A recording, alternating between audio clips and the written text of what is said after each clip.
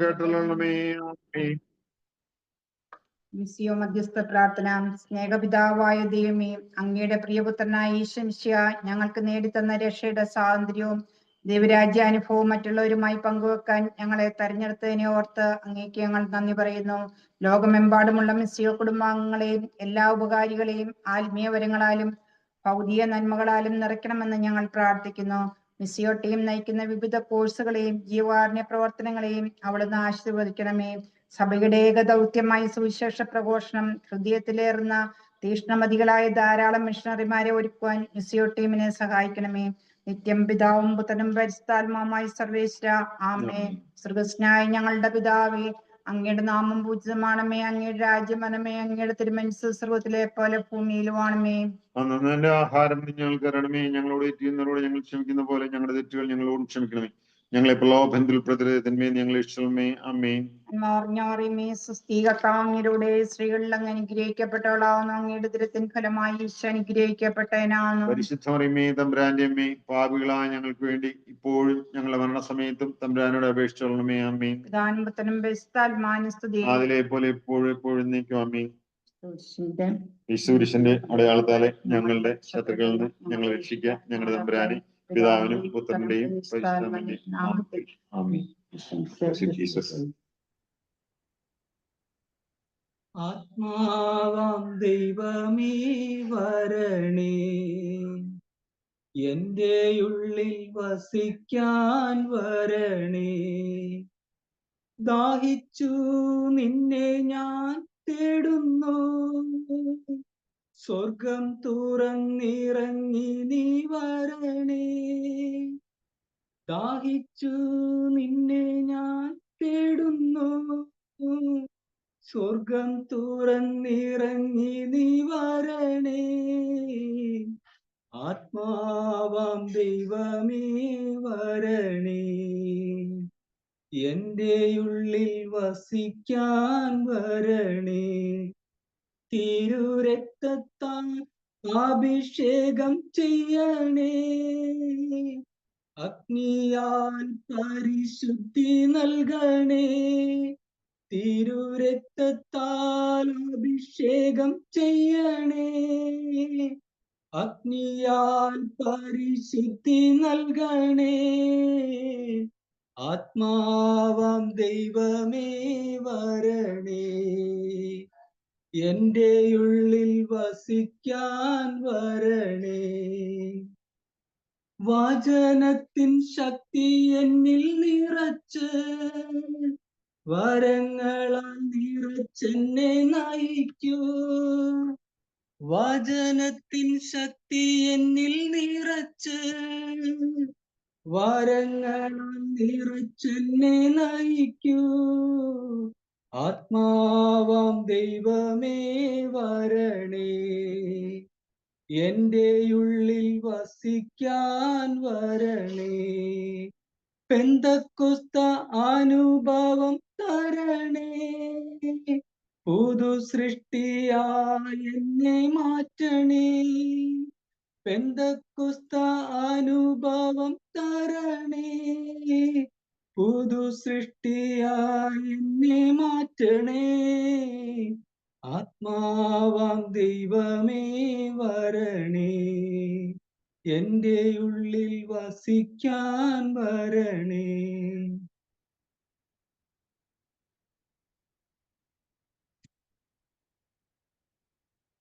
അപ്പസ്തോല പ്രവർത്തനം 2-ാം അധ്യായം 1 മുതൽ 4 വരെയുള്ള തിരുവചനങ്ങൾ. പെന്തക്കോസ്താ ദിനം സമാഗതമായപ്പോൾ അവരെല്ലാവരും ഒരുമിച്ച് കൂടിയിരിക്കുകയായിരുന്നു.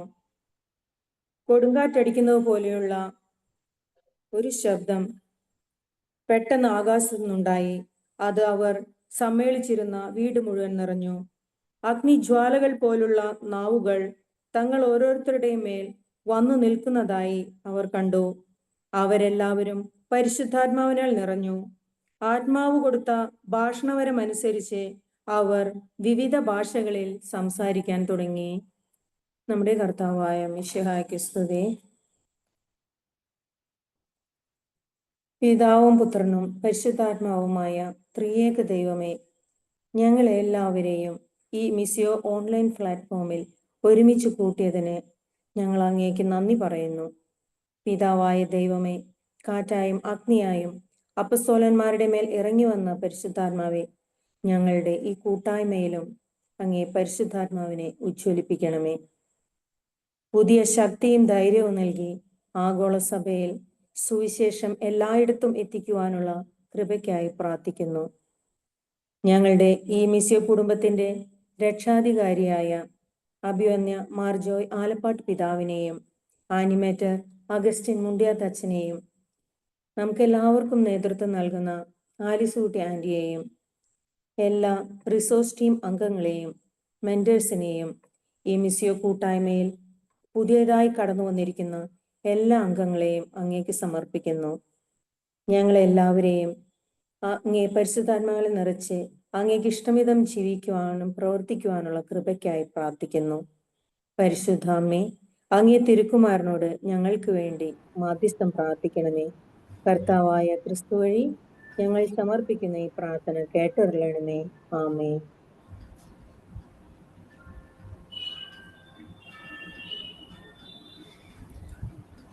ഈശോ മിശിഹായിക്ക് സ്തുതിയായിരിക്കട്ടെ. പ്രിയപ്പെട്ടവരെ, ഇന്ന് നമുക്കായി ജപമാല ചൊല്ലി പ്രാർത്ഥിച്ചത് ജെമിനി സന്തോഷും കുടുംബവുമാണ്. മനോഹരമായി മാതാവിൻ്റെ മുന്നിൽ നമുക്കായി ആ ദൗത്യം നിർവഹിച്ച ജെമിനി സന്തോഷത്തിനും കുടുംബത്തിനും നന്ദി പറയുന്നു. മാതാവിൻ്റെ അനുഗ്രഹം എന്നും അവർക്കുണ്ടാകട്ടെ എന്ന് പ്രാർത്ഥനയോടെ ആശംസിക്കുന്നു. നമുക്കായി പരിശുദ്ധാത്മാവിൻ്റെ ഗാനം മനോഹരമായി ആലപിച്ചത് ജാൻസൺ എമാനുവൽ ആണ്. ജാൻസൺ എമാനുവലിന് ഹൃദയത്തിൻ്റെ ഭാഷയിൽ നന്ദി. നമുക്കായി ദൈവവചനം വായിക്കുകയും പ്രാർത്ഥിക്കുകയും ചെയ്ത ബിൻസി റുബിസിനും സ്നേഹത്തോടെ നന്ദി പറയട്ടെ. പ്രിയപ്പെട്ടവരെ, മിസിയോ പ്രിലിംസിൻ്റെ 17ാമത്തെ ബാച്ചിൻ്റെ 7ാമത്തെ ക്ലാസ്സിലേക്കാണ് നാം എത്തി നിൽക്കുന്നത്. ഇന്നത്തെ ഈ വളരെ പ്രധാനപ്പെട്ട പരിശുദ്ധാത്മാവെന്ന ഈ ടോപ്പിക്കിലേക്ക് കടക്കുന്നതിന് മുൻപായിട്ട് നമ്മളുടെ പേട്രൻ അഭിവന്ദ്യ മാർ ജോയ് ആലപ്പാട്ട് പിതാവിനെ ഞാൻ സന്തോഷത്തോടെ സ്നേഹത്തോടെ സ്വാഗതം ചെയ്യുന്നു. നമുക്ക് പ്രാർത്ഥനയും അതുപോലെ തന്നെ സമാപന ആശീർവാദവും നൽകുവാനായിട്ട് എത്തുന്നത് റെവറൻഡ് ഫാദർ അഗസ്റ്റിൻ മുണ്ടിയാത്തച്ഛനാണ്. അച്ഛനെയും സന്തോഷത്തോടെ ഞാൻ സ്വാഗതം പറയുന്നു. നമുക്കിന്ന് പ്രൊക്ലമേഷനായി എത്തുന്നത് ജോൺ തോമസ് ചേട്ടനാണ്. അതുപോലെ തന്നെ ടെസ്റ്റിമണിക്കായി എത്തുന്നത് ശരണ്യദാസ്. ചേട്ടനെയും ശരണ്യദാസിനെയും സന്തോഷത്തോടെ പരിശുദ്ധാത്മാവിൻ്റെ നിറവ് ആശംസിച്ചുകൊണ്ട് സ്വാഗതം ചെയ്യട്ടെ. നമുക്ക് സ്ലൈഡ് പ്രസന്റേഷൻ ചെയ്യുന്നത് മിസ്റ്റർ ക്ലീറ്റസ് പോളാണ്. അദ്ദേഹത്തെയും അതോടൊപ്പം തന്നെ നമ്മുടെ റിസോഴ്സ് ഗ്രൂപ്പിലെ എല്ലാ അംഗങ്ങളെയും അതുപോലെ തന്നെ കോർഡിനേറ്റേഴ്സ് എല്ലാവരെയും പിന്നെ നമ്മുടെ സ്വന്തമായി നാം കരുതുന്ന നമ്മുടെ ആലീസാൻറ്റിയെയും ടോമിച്ചൻ ചേട്ടനെയും അതുപോലെ തന്നെ എല്ലാ മെൻറ്റേഴ്സിനെയും ഇതിലേക്ക് ദൈവനാമത്തിൽ സ്വാഗതം ചെയ്യുന്നു. 17ാമത്തെ ബാച്ചിലെ ഇന്നത്തെ ഈ പ്ലാറ്റ്ഫോമിൽ കയറിയിരിക്കുന്ന നിങ്ങൾ ഓരോരുത്തരുമാണ് ഇന്നത്തെ പ്രധാനപ്പെട്ട വ്യക്തികൾ.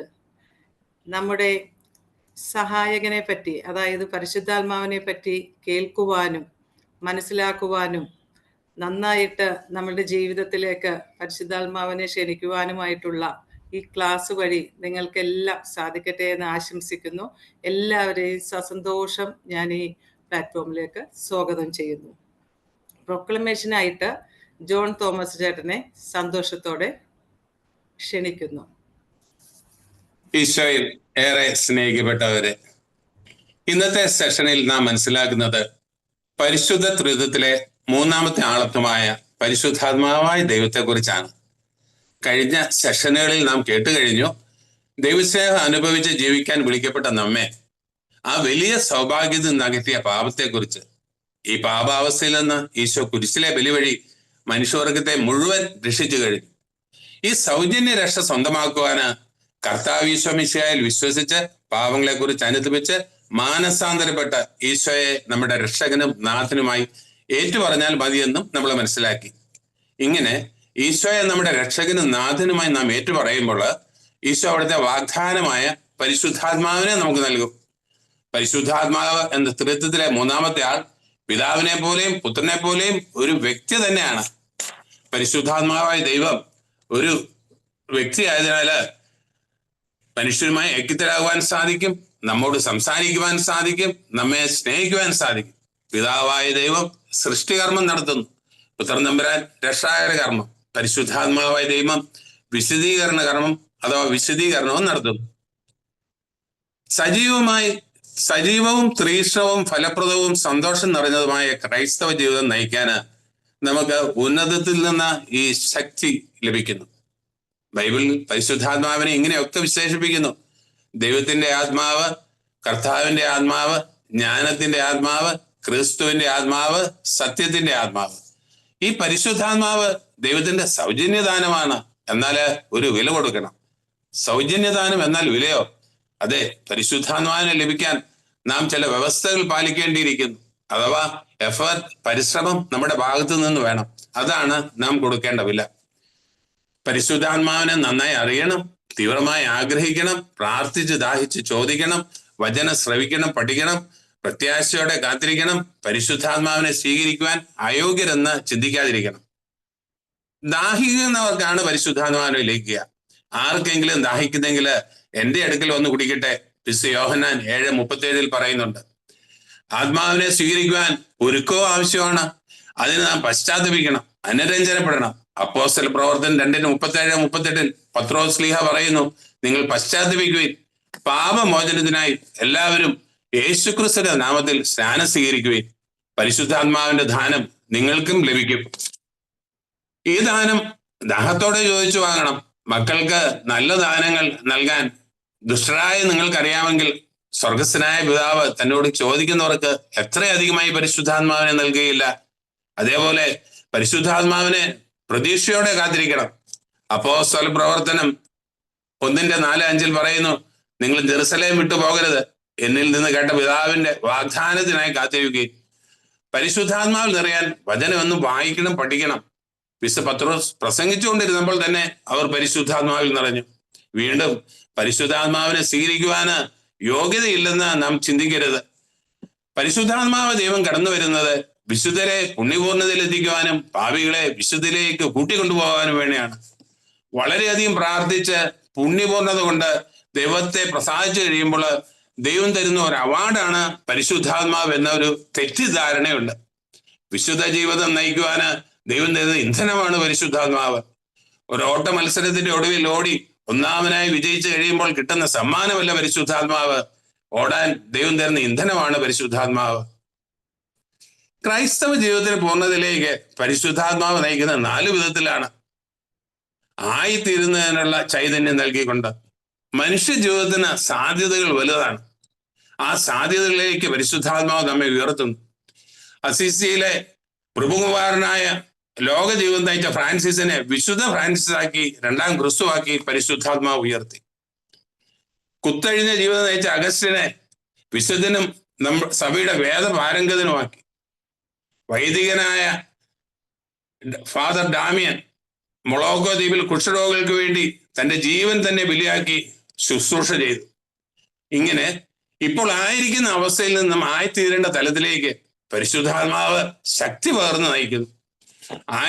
ആയിരിക്കുവാനുള്ള ശക്തി പകർന്ന് പരിശുദ്ധാത്മാവ് നൽകുന്നു. Power to be. ഇപ്പോൾ ആയിരിക്കേണ്ട അവസ്ഥയിൽ ഏറ്റവും നന്നായി ആയിരിക്കുവാന് പരിശുദ്ധാത്മാവ് കൃപ തരുന്നു. മാമോദീസ മുങ്ങിയ നമ്മള് ക്രിസ്തുവിന്റെ പുനരുദ്ധാനത്തിന്റെ ശക്തിയും സന്തോഷവും അനുഭവിച്ചറിഞ്ഞ് ജീവിക്കേണ്ടവരാണ്. ഗലാത്യ 5:25 പറയുന്നു, ആത്മാവിലാണ് ജീവിക്കുന്നതെങ്കിൽ നമുക്ക് ആത്മാവിൽ വ്യാപരിക്കാം. അതിജീവിക്കാനുള്ള പരിശുദ്ധാത്മാവിന്റെ ശക്തി നൽകി പരിശുദ്ധാത്മാവ് നമ്മെ നയിക്കുന്നു. ഈ ലോക ജീവിതത്തിലെ പ്രലോഭനങ്ങളെ, പ്രതികൂലങ്ങളെ നേരിടുവാന് ഉള്ള ശക്തി പരിശുദ്ധാത്മാവ് നൽകുന്നു. പരീക്ഷണ സമയത്ത് നമ്മുടെ കൂടെ നിന്ന് നമ്മെ സഹായിക്കുന്ന നിത്യസഹായകനാണ് പരിശുദ്ധാത്മാവ്. 1 യോഹന്നാൻ 4:4 പറയുന്നു, നിങ്ങളുടെ ഉള്ളിലുള്ളവൻ നിങ്ങൾ ലോകത്തിൽ ഉള്ളവനേക്കാൾ വലിയവനാണ്. 4ാമതായി പങ്കുവെച്ച് അനുഭവിക്കുവാനുള്ള കഴിവ് പരിശുദ്ധാത്മാവ് നൽകുന്നു. Power to share. പരിശുദ്ധാത്മാവ് വരുമ്പോൾ ദൈവസ്നേഹവും പരസ്നേഹവും ഹൃദയത്തിൽ നിറയുമ്പോൾ ഉള്ളത് മറ്റുള്ളവരുമായി പങ്കുവയ്ക്കുവാൻ വെമ്പലാകും. അപ്പോസ്തല പ്രവർത്തനം 4:28 വിശ്വാസികളുടെ സമൂഹം ഒരു ഹൃദയവും ഒരു ആത്മാവുമായിരുന്നു. ആരും തങ്ങളുടെ വസ്തുക്കൾ സ്വന്തമെന്ന് അവകാശപ്പെട്ടില്ല. ഇങ്ങനെ പ്രവർത്തിച്ച് ക്രൈസ്തവ ജീവിതത്തെ പരിശുദ്ധാത്മാവ് പരിപൂർണമാക്കുന്നു. പരിശുദ്ധാത്മാവിന്റെ പ്രവർത്തനം പ്രധാനമായി ഇങ്ങനെയൊക്കെ സംഗ്രഹിക്കാം. പാപനീതി ന്യായവിധികളെ കുറിച്ച് നമുക്ക് ബോധ്യം നൽകുന്നു. തെറ്റും ശരിയും തിരിച്ചറിയുവാനും സാധിക്കുന്നു. സത്യത്തിന്റെ പൂർണ്ണതയിലേക്ക് നമ്മെ നയിക്കുന്നു. സത്യാത്മാവ് വരുമ്പോൾ സത്യത്തിന്റെ പൂർണ്ണതയിലേക്ക് നമുക്ക് നയിക്കും. വചനം പറയും, ജഡിക പ്രവണതകൾക്കെതിരെ പോരാടുവാന് ശക്തി ലഭിക്കുന്നു. റോമാലേഖനം 8:13-14. ശരീരത്തിന്റെ പ്രവണതകളെ ആത്മാവിനാൽ നിഗ്രഹിക്കുന്നെങ്കിൽ നിങ്ങൾ ജീവിക്കും. ദൈവിക രഹസ്യങ്ങൾ നമുക്ക് പരിശുദ്ധാത്മാവായി ദൈവം വെളിപ്പെടുത്തി തരും. പിതാവ് അയക്കുന്ന സഹായകനായ പരിശുദ്ധാത്മാവ് എല്ലാ കാര്യങ്ങളും നമ്മളെ പഠിപ്പിക്കുകയും ഓർമ്മിപ്പിക്കുകയും ചെയ്യുന്നുവെന്ന് വിശുദ്ധ യോഹന്നാൻ 16:26 പറയുന്നു. മാനുഷികമായി എത്ര ശ്രമിച്ചാലും പഠിച്ചാലും മനസ്സിലാക്കാൻ സാധിക്കാത്ത പരിശുദ്ധ ത്രിത്വത്തെ കുറിച്ചൊക്കെ പരിശുദ്ധാത്മാവ് വെളിപ്പെടുത്തുമ്പോൾ അത് നമുക്ക് സംതൃപ്തിയുള്ള ബോധ്യങ്ങളായിട്ട് മാറുന്നു. യേശുവിനെ പ്രഘോഷിക്കുവാൻ പ്രാപ്തരാക്കുന്നു, സാക്ഷികളാക്കുന്നു, സുവിശേഷ വേലയ്ക്ക് ശക്തരാക്കുന്നു. അപ്പോസ്തല പ്രവർത്തനം 1:8 ഇങ്ങനെ പറയുന്നു, എന്നാൽ പരിശുദ്ധാത്മാവ് നിങ്ങളുടെ മേൽ വന്നു കഴിയുമ്പോൾ നിങ്ങൾ ശക്തി പ്രാപിക്കും. ജെറുസലേമിലും യൂദയ മുഴുവനിലും സമരിയായാലും ഭൂമിയുടെ അതിർത്തികൾ വരെയും നിങ്ങൾ എനിക്ക് സാക്ഷികളായിരിക്കുകയും ചെയ്യും. ഇത് ശിഷ്യന്മാരുടെ ജീവിതത്തിൽ നാം കണ്ടതാണ്. പന്തക്കുസ്ത തിരുനാൾ പരിശുദ്ധാത്മാവിനെ സ്വീകരിക്കുന്നതിന് മുമ്പ് ശിഷ്യന്മാർ ഭയവും സംശയവും നിറഞ്ഞവരായിരുന്നു, അരക്ഷിതരായിരുന്നു, ശക്തിഹീനരും ഐക്യമില്ലാത്തവരുമായിരുന്നു.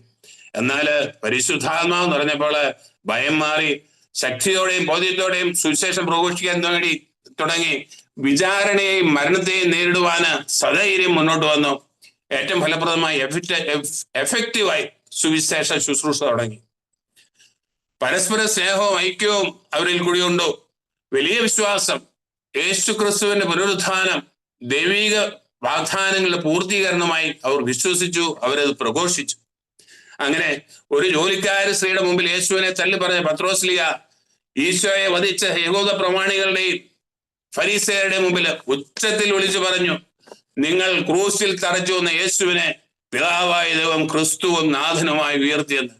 3 വർഷം അത്ഭുതങ്ങളും അടയാളങ്ങളുമായി ഗുരുവിനോടൊപ്പം നടന്ന ശിഷ്യന്മാര് തങ്ങളുടെ ഗുരു ഹീനനായി, ഏറ്റവും ഹീനനായി, അപമാനിതനായി ക്രൂശിൽ തറച്ചു കൊല്ലപ്പെട്ടപ്പോൾ അവർ യഹൂദരെ ഭയപ്പെട്ട് ഒളിവിൽ കഴിയുകയായിരുന്നു. ലജ്ജിതരും അപമാനം നിറഞ്ഞവരുമായിരുന്നു അവർ. എന്നാൽ പന്തക്കുസ്താ ദിനത്തിൽ പരിശുദ്ധാത്മാവിനെ സ്വീകരിച്ച ശേഷം ലോകമെങ്ങും യേശുവിന്റെ സുവിശേഷവുമായി കടന്നുപോയി. എല്ലാവരും യോഹന്നാൻ ഒഴികെ യേശുവിനെ പ്രതി സധൈര്യം രക്തസാക്ഷിത്വം കൈവരിച്ചു. നമ്മുടെ ചുറ്റും ദരിദ്രനെന്നോ സമ്പന്നനെന്നോ അറിയില്ലാത്തവനെന്നോ പണ്ഡിതനെന്നോ പാവങ്ങളെന്നോ വേർതിരിവില്ലാതെ പരിശുദ്ധാത്മാവ് നിറഞ്ഞ ശേഷം ദൈവത്തിന്റെ ശക്തിയാല് എല്ലാവരും യേശുവിന്റെ സുവിശേഷം പ്രഘോഷിക്കുന്നു. എന്റെ ജീവിതത്തിലും പരിശുദ്ധാത്മാവായ ദൈവം നൽകിയ ഒരു വ്യത്യാസം ഇത്തരത്തിൽ പങ്കുവയ്ക്കുകയാണ്. ലോകത്തിന്റെ രീതിയിൽ ജീവിച്ച എനിക്ക് പരിശുദ്ധാത്മാവ് ഒന്ന് പുതിയ സൃഷ്ടിയാകുന്ന അനുഭവമാണ് നൽകിയത്. പുതിയ മനോഭാവം, പുതിയ കാഴ്ചപ്പാട്, പുതിയ കൂട്ടുകാര് എല്ലാം പുതിയതായി കാണുവാനുള്ള കൃപ. പുകവലിച്ച് മദ്യപിച്ച് ലോകത്തിന്റെ ജീവിതം നയിച്ച ഞാന് പരിശുദ്ധാത്മാവ് വന്നപ്പോൾ പുകവലിയും മദ്യപാനവും നിർത്തി ലോകത്തോട് മൈത്രിയുള്ള ജീവിതവും അവസാനിപ്പിച്ചു. 1-2 ധ്യാനങ്ങൾ അടുപ്പിച്ചു കൂടിയപ്പോഴാണ് പരിശുദ്ധാത്മാവിന്റെ ഈ ജ്വലനം എനിക്ക് ലഭിച്ചത്. ദൈവവേലയ്ക്ക് സമയം ചെലവഴിക്കാൻ തുടങ്ങി. പ്രാർത്ഥനാ കൂട്ടായ്മയിൽ വചനം പറയുവാൻ തുടങ്ങി. ധ്യാനത്തിന് ആൾക്കാരെ പറഞ്ഞു വിട്ടു. പ്രാർത്ഥനാ കൂട്ടായ്മയുടെ കാര്യങ്ങൾ ഓർഗനൈസ് ചെയ്യുവാൻ തുടങ്ങി. ഇങ്ങനെ നവീകരണ പ്രവർത്തനങ്ങൾക്ക് 1-ാം സ്ഥാനം കൊടുത്ത് തുടങ്ങിയപ്പോൾ കുടുംബത്തിൽ ഭാര്യയും മക്കളുമൊത്ത് കൂടുതൽ സമയം ചെലവഴിക്കാൻ തുടങ്ങി. ജോലി എന്ന സ്ഥാപനത്തില് നന്നായി ജോലി ചെയ്യുവാൻ തുടങ്ങി. മുൻപ് അലസമായും അർദ്ധരഹിത പ്രവൃത്തികൾ ചെയ്തും കളഞ്ഞ സമയം ദൈവവേലയ്ക്കായും ജീവിതത്തിന്റെ ഉത്തരവാദിത്തങ്ങൾക്കായും പരിശുദ്ധാത്മാവ് മാറ്റി ക്രമീകരിച്ചു തന്നു. പുതിയ സൃഷ്ടിയാകുന്ന അനുഭവം ലഭിച്ച അന്നു മുതല് വീഴ്ച പറ്റിയിട്ടില്ല എന്നല്ല, കഴിഞ്ഞകാല ജീവിതത്തിന്റെ അവശേഷിപ്പുകള് ഇടയ്ക്കിടയ്ക്ക് കയറി വരും. എന്നാൽ ആ ചെളിയിൽ വീണ് കിടക്കുകയല്ല, എത്രയും പെട്ടെന്ന് തിരിച്ചു കയറി വരും. പോകെ പോകെ വീഴ്ചകൾ കുറഞ്ഞു വന്നു. നമ്മെ മനുഷ്യനെ ദൈവം സൃഷ്ടിച്ചത് വിശുദ്ധിയോടെ ജീവിച്ച് ദൈവത്തോട് ഒപ്പം ആയിരിക്കുവാനാണ്. പാപം ചെയ്യാതെ വിശുദ്ധിയോടെ ഒരുവന് ജീവിക്കുവാൻ സാധിക്കുമോ എന്നുള്ള ചോദ്യത്തിന് ഉത്തരവാണ് പരിശുദ്ധാത്മാവ് നിറഞ്ഞ ഒരുവന് സാധിക്കുമെന്നത്. കാരണം മനുഷ്യ സ്വഭാവത്തിൽ നിന്ന് ദൈവ സ്വഭാവത്തിലേക്ക് ഒരുവനെ രൂപാന്തരപ്പെടുത്തുകയാണ് പരിശുദ്ധാത്മാവ് ചെയ്യുന്നത്. നിങ്ങൾ ലോകമെങ്ങും പോയി എല്ലാ സൃഷ്ടികളോടും സുവിശേഷം പറയുന്ന യേശു നാഥന്റെ ഗ്രേറ്റ് കമാൻഡ്മെന്റും പരിശുദ്ധാത്മാവ് എന്ന് പറഞ്ഞാൽ അവർക്ക് സാധിക്കും. വിശുദ്ധിയോടെ ജീവിക്കുവാനും രക്ഷകനെ പ്രഘോഷിക്കാനും നമ്മെ പ്രാപ്തരാക്കുന്ന പരിശുദ്ധാത്മാവിനെ ഒരുക്കത്തോടെ, ദാഹത്തോടെ, തീക്ഷ്ണതയോടെ സ്വീകരിച്ച് നമുക്ക് ജീവിക്കാം. ആമേൻ. വളരെ നന്ദി ചേട്ടാ. എത്ര മനോഹരമായിട്ടാണ് ചേട്ടൻ ബൈബിൾ വചനങ്ങളിലൂടെയും സ്വന്തം ജീവിത സാക്ഷ്യത്തിലൂടെയും ഒക്കെ നമുക്ക് പരിശുദ്ധാത്മാവിനെ പറ്റി പ്രൊക്ലമേഷൻ എത്ര മനോഹരമായിട്ടാണ് നടത്തിയതല്ലേ. വിശുദ്ധമായ ജീവിതം നയിക്കാനായിട്ടുള്ള ഇന്ധനമാണ് പരിശുദ്ധാത്മാവ്.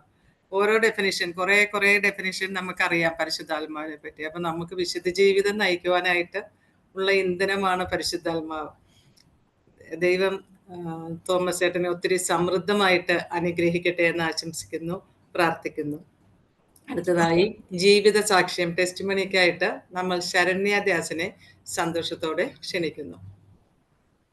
ഈശോ മിശിഹായ്ക്ക് സ്തുതിയായിരിക്കട്ടെ. സങ്കീർത്തനങ്ങൾ 32-ാം അധ്യായം 8-ാം തിരുവചനത്തിൽ പറയുന്നത്, ഞാൻ നിന്നെ ഉപദേശിക്കാം, നീ നടക്കേണ്ട വഴി ഞാൻ കാണിച്ചു തരാം. യെശയ്യാ പ്രവാചകന്റെ പുസ്തകം 11-ാം അധ്യായം 2-ാം തിരുവചനത്തിൽ പറയുന്നത്, കർത്താവിന്റെ ആത്മാവ് അവന്റെ മേൽ ആവസിക്കും, ജ്ഞാനത്തിന്റെയും വിവേകത്തിന്റെയും ആത്മാവ്, ഉപദേശത്തിന്റെയും ശക്തിയുടെയും ആത്മാവ്, അറിവിന്റെയും ദൈവഭക്തിയുടെ ആത്മാവ്. സ്നേഹമുള്ളവരെ, നമ്മുടെ പിതാവായ ദൈവം നമുക്ക് ആവശ്യമുള്ള സമയത്ത് നമുക്ക് ഉപദേശം നൽകുന്നവനും നാം നടക്കേണ്ട വഴി കാണിച്ചു തരുന്നവനുമാണ്. ഉപദേശം, ആലോചന, അറിവ്, ജ്ഞാനം, വിവേകം ഇതെല്ലാം ദൈവം നൽകുന്നത് പരിശുദ്ധാത്മാവിലൂടെയാണ്. ഞാൻ കുഞ്ഞുനാൾ മുതൽ തന്നെ ക്രിസ്ത്യൻ മാനേജ്മെന്റിന്റെ കീഴിലുള്ള സ്കൂളിലും കോളേജിലും ഒക്കെയാണ് പഠിച്ചത്. അപ്പോൾ ഞങ്ങളോട് സിസ്റ്റേഴ്സ് എപ്പോഴും പറയും, വിശുദ്ധ കുർബാനയ്ക്ക് എന്നും പോകാൻ കഴിഞ്ഞില്ലെങ്കിലും ശരണ്യ നീ വചനമൊക്കെ പഠിക്കണമെന്ന്. വചനം എഴുതി വെച്ച് അത് റിപ്പീറ്റ് ചെയ്ത് പറഞ്ഞു പഠിക്കണമെന്ന്. അത് ഞാൻ ശീലമാക്കിയെടുത്തു. അതെന്നെ വല്ലാതെ സ്പർശിച്ചു. കാരണം വിശുദ്ധ കുർബാനയും വചനവും കർത്താവ് തന്നെയാണല്ലോ എന്ന്. അപ്പോൾ ഞാനത് മാരേജ് കഴിഞ്ഞിട്ടും ജോലി ചെയ്യുന്ന സമയങ്ങളെല്ലാം ഞാനത് തുടർന്നു കൊണ്ടുപോയി. 2021 എനിക്ക് യാദൃച്ഛികമായ ഒരു ആക്സിഡന്റ് ഉണ്ടായി. ആക്സിഡന്റിൽ എന്റെ തലയുടെ ഇടതുഭാഗം പൂർണ്ണമായും പിളർന്നു പോയി. 1-2 മാസങ്ങൾക്ക് ശേഷമാണ് ഞാൻ ശരണ്യ എന്ന വ്യക്തിയാണെന്ന് എനിക്ക് തന്നെ മനസ്സിലാകുന്നത്. അതായത് ഈ ആക്സിഡന്റിന്റെ സൈഡ് എഫക്റ്റ് എന്ന് പറയുന്നത് എന്റെ ഓർമ്മ പൂർണ്ണമായും നശിച്ചു പോയി. അതുപോലെ എന്റെ കണ്ണിന്റെ കാഴ്ചയ്ക്കും പ്രശ്നമുണ്ടായി. ഇങ്ങനെ ആക്സിഡന്റ് കഴിഞ്ഞിട്ട്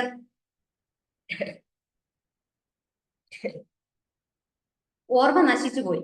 അതായത് ഓർമ്മ നശിച്ചു എന്ന് പറയുന്നത് ഒരു വ്യക്തി എന്റെ ഫ്രണ്ടിൽ നിന്ന് നിന്നാൽ എനിക്ക് മനസ്സിലാകും ഇത് ഇന്ന വ്യക്തിയാണെന്ന്. പക്ഷെ ഞാനും ആ വ്യക്തിയും തമ്മിൽ എന്ത് സംസാരിച്ചിരുന്നുവെന്നോ ആ വ്യക്തി ഞാനും തമ്മിൽ എന്ത് റിലേഷൻ ആണെന്നോ ഒന്നും എനിക്ക് ഓർമ്മയില്ല. അതുപോലെ ഞാൻ പഠിച്ച കാര്യങ്ങൾ മറന്നുപോയി. ഞാൻ അസിസ്റ്റന്റ് പ്രൊഫസറായിട്ട് വർക്ക് ചെയ്തിരുന്ന ഒരാളാണ്. ഞാൻ പഠിപ്പിച്ച കാര്യങ്ങളും മറന്നുപോയി. അതായത് ഞാൻ ഈ ലോകത്തുനിന്ന് നേടിയ എല്ലാം എന്നെ വിട്ടുപോയി. അപ്പോൾ അങ്ങനെ ഉള്ള ഒരു വ്യക്തിയുടെ കാര്യം നിങ്ങൾക്കൊന്ന് ചിന്തിക്കാവുന്നതേ ഉള്ളൂ. പൂർണ്ണമായി ഞാൻ നിരാശയിലോട്ട് വീണു. ഇനി ഞാൻ എന്തിന് ജീവിക്കണം? എന്നെ കൊണ്ട് ഇനി ഒരു പ്രയോജനമില്ല. ഞാനൊരു ബിഗ് സീറോ ആണെന്ന് ഞാൻ തന്നെ മനസ്സിലാക്കി. അപ്പോൾ ഇനി ജീവിച്ചിട്ട് കാര്യമില്ലല്ലോ, ആത്മഹത്യ ചെയ്യുന്നതല്ലേ ഇതിനേക്കാളും നല്ലത്. അങ്ങനെ പല പല ചിന്തകൾ എന്നിലോട്ട് വന്നു.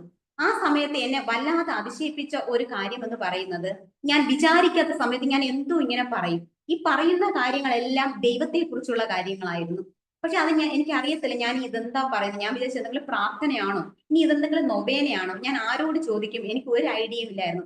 ഒരു ദിവസം ഞാൻ ഇങ്ങനെ വെറുതെ പറഞ്ഞുകൊണ്ടിരുന്നപ്പോൾ എന്റെ മോൻ കേൾക്കാനിടയായി. മോൻ എന്നോട് ചോദിച്ചു, അമ്മ എന്താ ഇങ്ങനെ വചനങ്ങൾ പറഞ്ഞുകൊണ്ട് എന്തെങ്കിലും പ്രാർത്ഥിക്കുന്നതാണോ എന്ന്. അപ്പോഴാണ് എനിക്ക് മനസ്സിലായത് ഞാൻ പഠിച്ച വചനങ്ങളാണ് ഞാൻ ഇങ്ങനെ പറഞ്ഞുകൊണ്ടിരിക്കുന്നതെന്ന്. അപ്പോൾ ഞാൻ ഈ ലോകത്തിൽ നിന്ന് നേടിയത് എല്ലാം എന്നെ വിട്ടുപോയി. പക്ഷെ കർത്താവിന്റെ ജീവന്റെ വചനങ്ങൾ അപ്പോഴും എന്റെ ഓർമ്മയിലുണ്ടായിരുന്നു. അതെന്നെ വല്ലാതെ ശക്തിപ്പെടുത്തി. ആ സമയത്ത് എന്റെ മനസ്സിൽ നിന്ന് ഒരു സ്വരം ഇങ്ങനെ ഉണ്ടായി, ശരണ്യ നീ ബൈബിൾ വായിക്കാൻ ശ്രമിക്കുക. അപ്പോൾ എനിക്ക് മനസ്സിലായി അത് പരിശുദ്ധാത്മാവാണ് എന്നെ ഉപദേശിക്കുന്നതെന്ന്. അങ്ങനെ ഞാൻ വിശുദ്ധ ഗ്രന്ഥം എടുത്തു. അപ്പോഴാണ് ഞാൻ നോട്ടീസ് ചെയ്യുന്നത് എനിക്ക് കണ്ണിനും കാഴ്ചയ്ക്ക് പ്രശ്നമുണ്ട്. അതായത് എല്ലാം ഞാൻ റിഫ്ലക്ട് ചെയ്താണ് കണ്ടുകൊണ്ടിരുന്നത്. ഒരു ചെയർ ഉണ്ടെങ്കിൽ 2 ചെയറായിട്ട് തോന്നും, ഒരു ഡോർ ആണെങ്കിൽ 2 ഡോറായിട്ട് തോന്നും. അപ്പോൾ ഞാൻ എങ്ങനെ വായിക്കും? അപ്പൊ എന്നെ വീണ്ടും സങ്കടപ്പെടുത്തി. അപ്പോൾ വീണ്ടും എന്റെ മനസ്സിൽ നിന്ന് ഒരു സ്വരം ഞാൻ കേട്ടു, ശരണ്യ നീ വചനം കേൾക്ക്. അപ്പോൾ എനിക്ക് മനസ്സിലായി ഓഡിയോ ബൈബിളിന്റെ കാര്യമായിരിക്കും ഉദ്ദേശിക്കുന്നത്. പരിശുദ്ധാത്മാവ് വീണ്ടും എനിക്ക് ഉപദേശം നൽകി. ഞാൻ എന്റെ ജീവിത പങ്കാളിയോട് പറഞ്ഞു, ചേട്ടാ എനിക്ക് എനിക്ക് പ്ലേ സ്റ്റോറിൽ നിന്ന് ഓഡിയോ ബൈബിൾ ഡൗൺലോഡ് ചെയ്ത് കിട്ടുന്നു. അന്ന് മുതൽ ഞാൻ വചനം കേൾക്കാൻ തുടങ്ങി.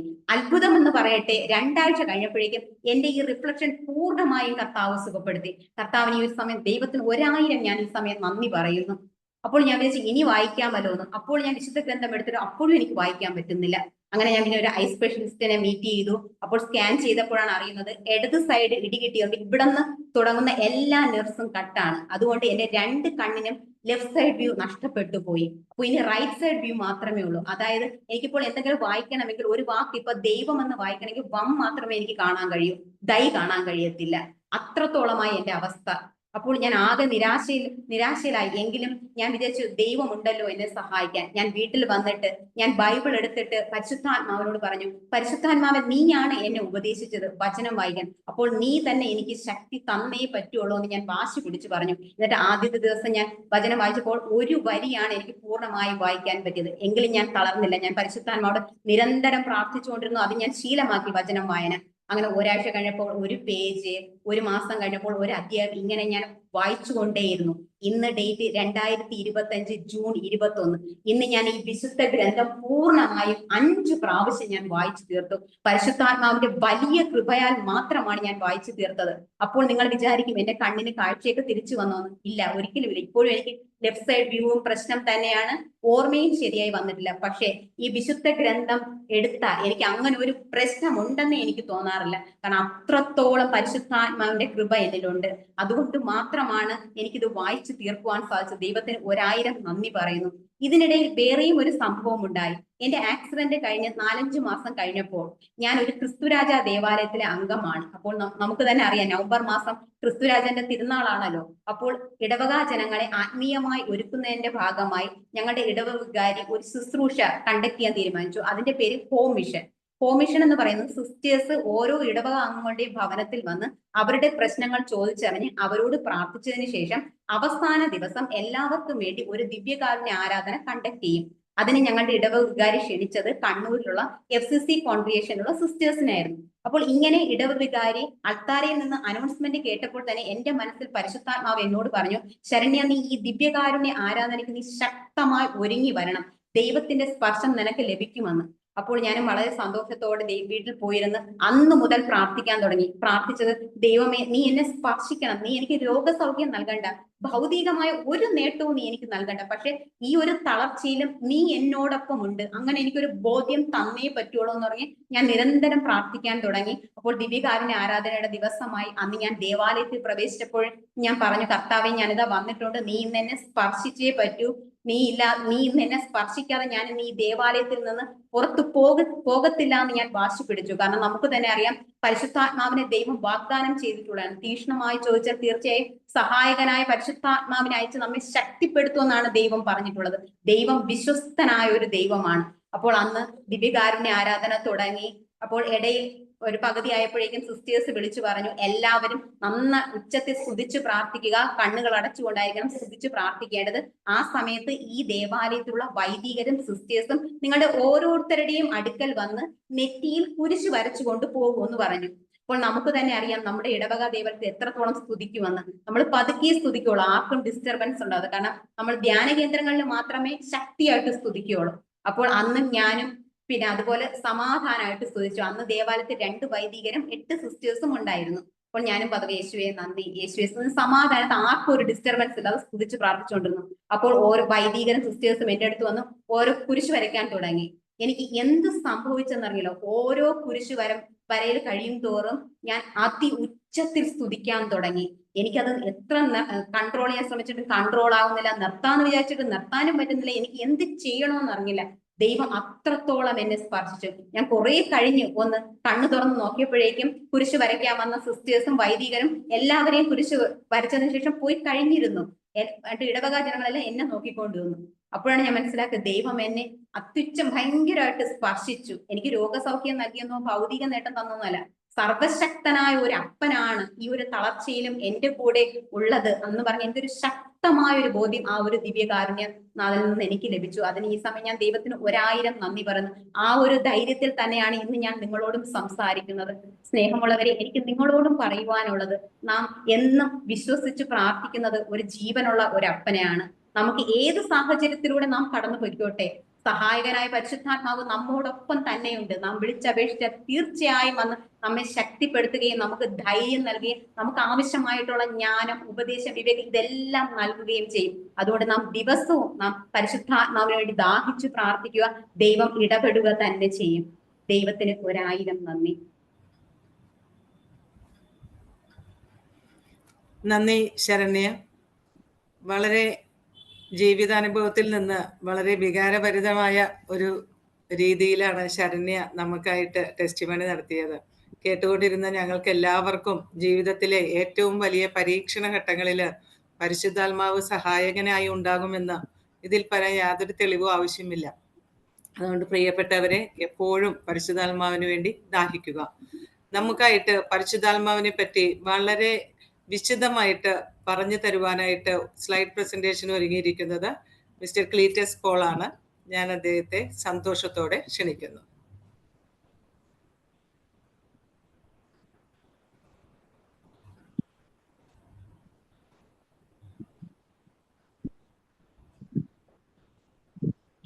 കർത്താവ് ഈശോമിശിഹായ്ക്ക് സ്തുതിയായിരിക്കട്ടെ. കഴിഞ്ഞ ഒരാഴ്ചക്കാലം നാം യേശുവിൽ ഒരു സമ്പൂർണ്ണ സമർപ്പണം നടത്തേണ്ടത് എങ്ങനെയെന്ന് ധ്യാനിക്കുകയായിരുന്നു. യേശു ക്രിസ്തുവിൽ സമ്പൂർണ്ണ സമർപ്പണം നടത്തുമ്പോൾ നമ്മൾക്ക് ലഭിക്കുന്ന സ്വർഗീയ സമ്മാനമാണ് പരിശുദ്ധാത്മാവ്. ഈ പരിശുദ്ധാത്മാവിനെ കുറിച്ച് പ്രൊക്ലമേഷൻ നടത്തിയ ജോൺ ചേട്ടനും അതുപോലെ തന്നെ ടെസ്റ്റിമണി നടത്തിയ ശരണ്യയും വളരെ മനോഹരമായി നമുക്ക് പരിശുദ്ധാത്മാവിനെ മനസ്സിലാക്കി തന്നു. എങ്കിലും കൂടുതൽ ഒന്നും കൂടി ഒരു സ്ലൈഡ് പ്രസന്റേഷൻ സഹായത്തോടെ പരിശുദ്ധാത്മാവിനെ കുറിച്ച് നമ്മൾ മനസ്സിലാക്കുകയാണ്. വിശുദ്ധ ബൈബിളിലെ ഉൽപ്പത്തിയുടെ പുസ്തകം മുതൽ വെളിപാട് വരെ നിറഞ്ഞു നിൽക്കുന്ന പരിശുദ്ധാത്മാവിന്റെ സാന്നിധ്യം നമുക്ക് കാണാനായിട്ട് സാധിക്കും. ഉൽപ്പത്തി 1:2 ഭൂമി രൂപരഹിതവും ശൂന്യവുമായിരുന്നു, ആഴത്തിന് മുകളിൽ അന്ധകാരം വ്യാപിച്ചിരുന്നു, ദൈവത്തിന്റെ ചൈതന്യം വെള്ളത്തിനു മീതെ ചലിച്ചുകൊണ്ടിരുന്നു. പഴയ നിയമത്തിലെ പരിശുദ്ധാത്മാവിനെ വിശേഷിപ്പിച്ചിരുന്നത് ദൈവത്തിന്റെ ആത്മാവ്, കർത്താവിന്റെ ആത്മാവ്, വിവേകത്തിന്റെ ആത്മാവ് എന്നൊക്കെയാണ്.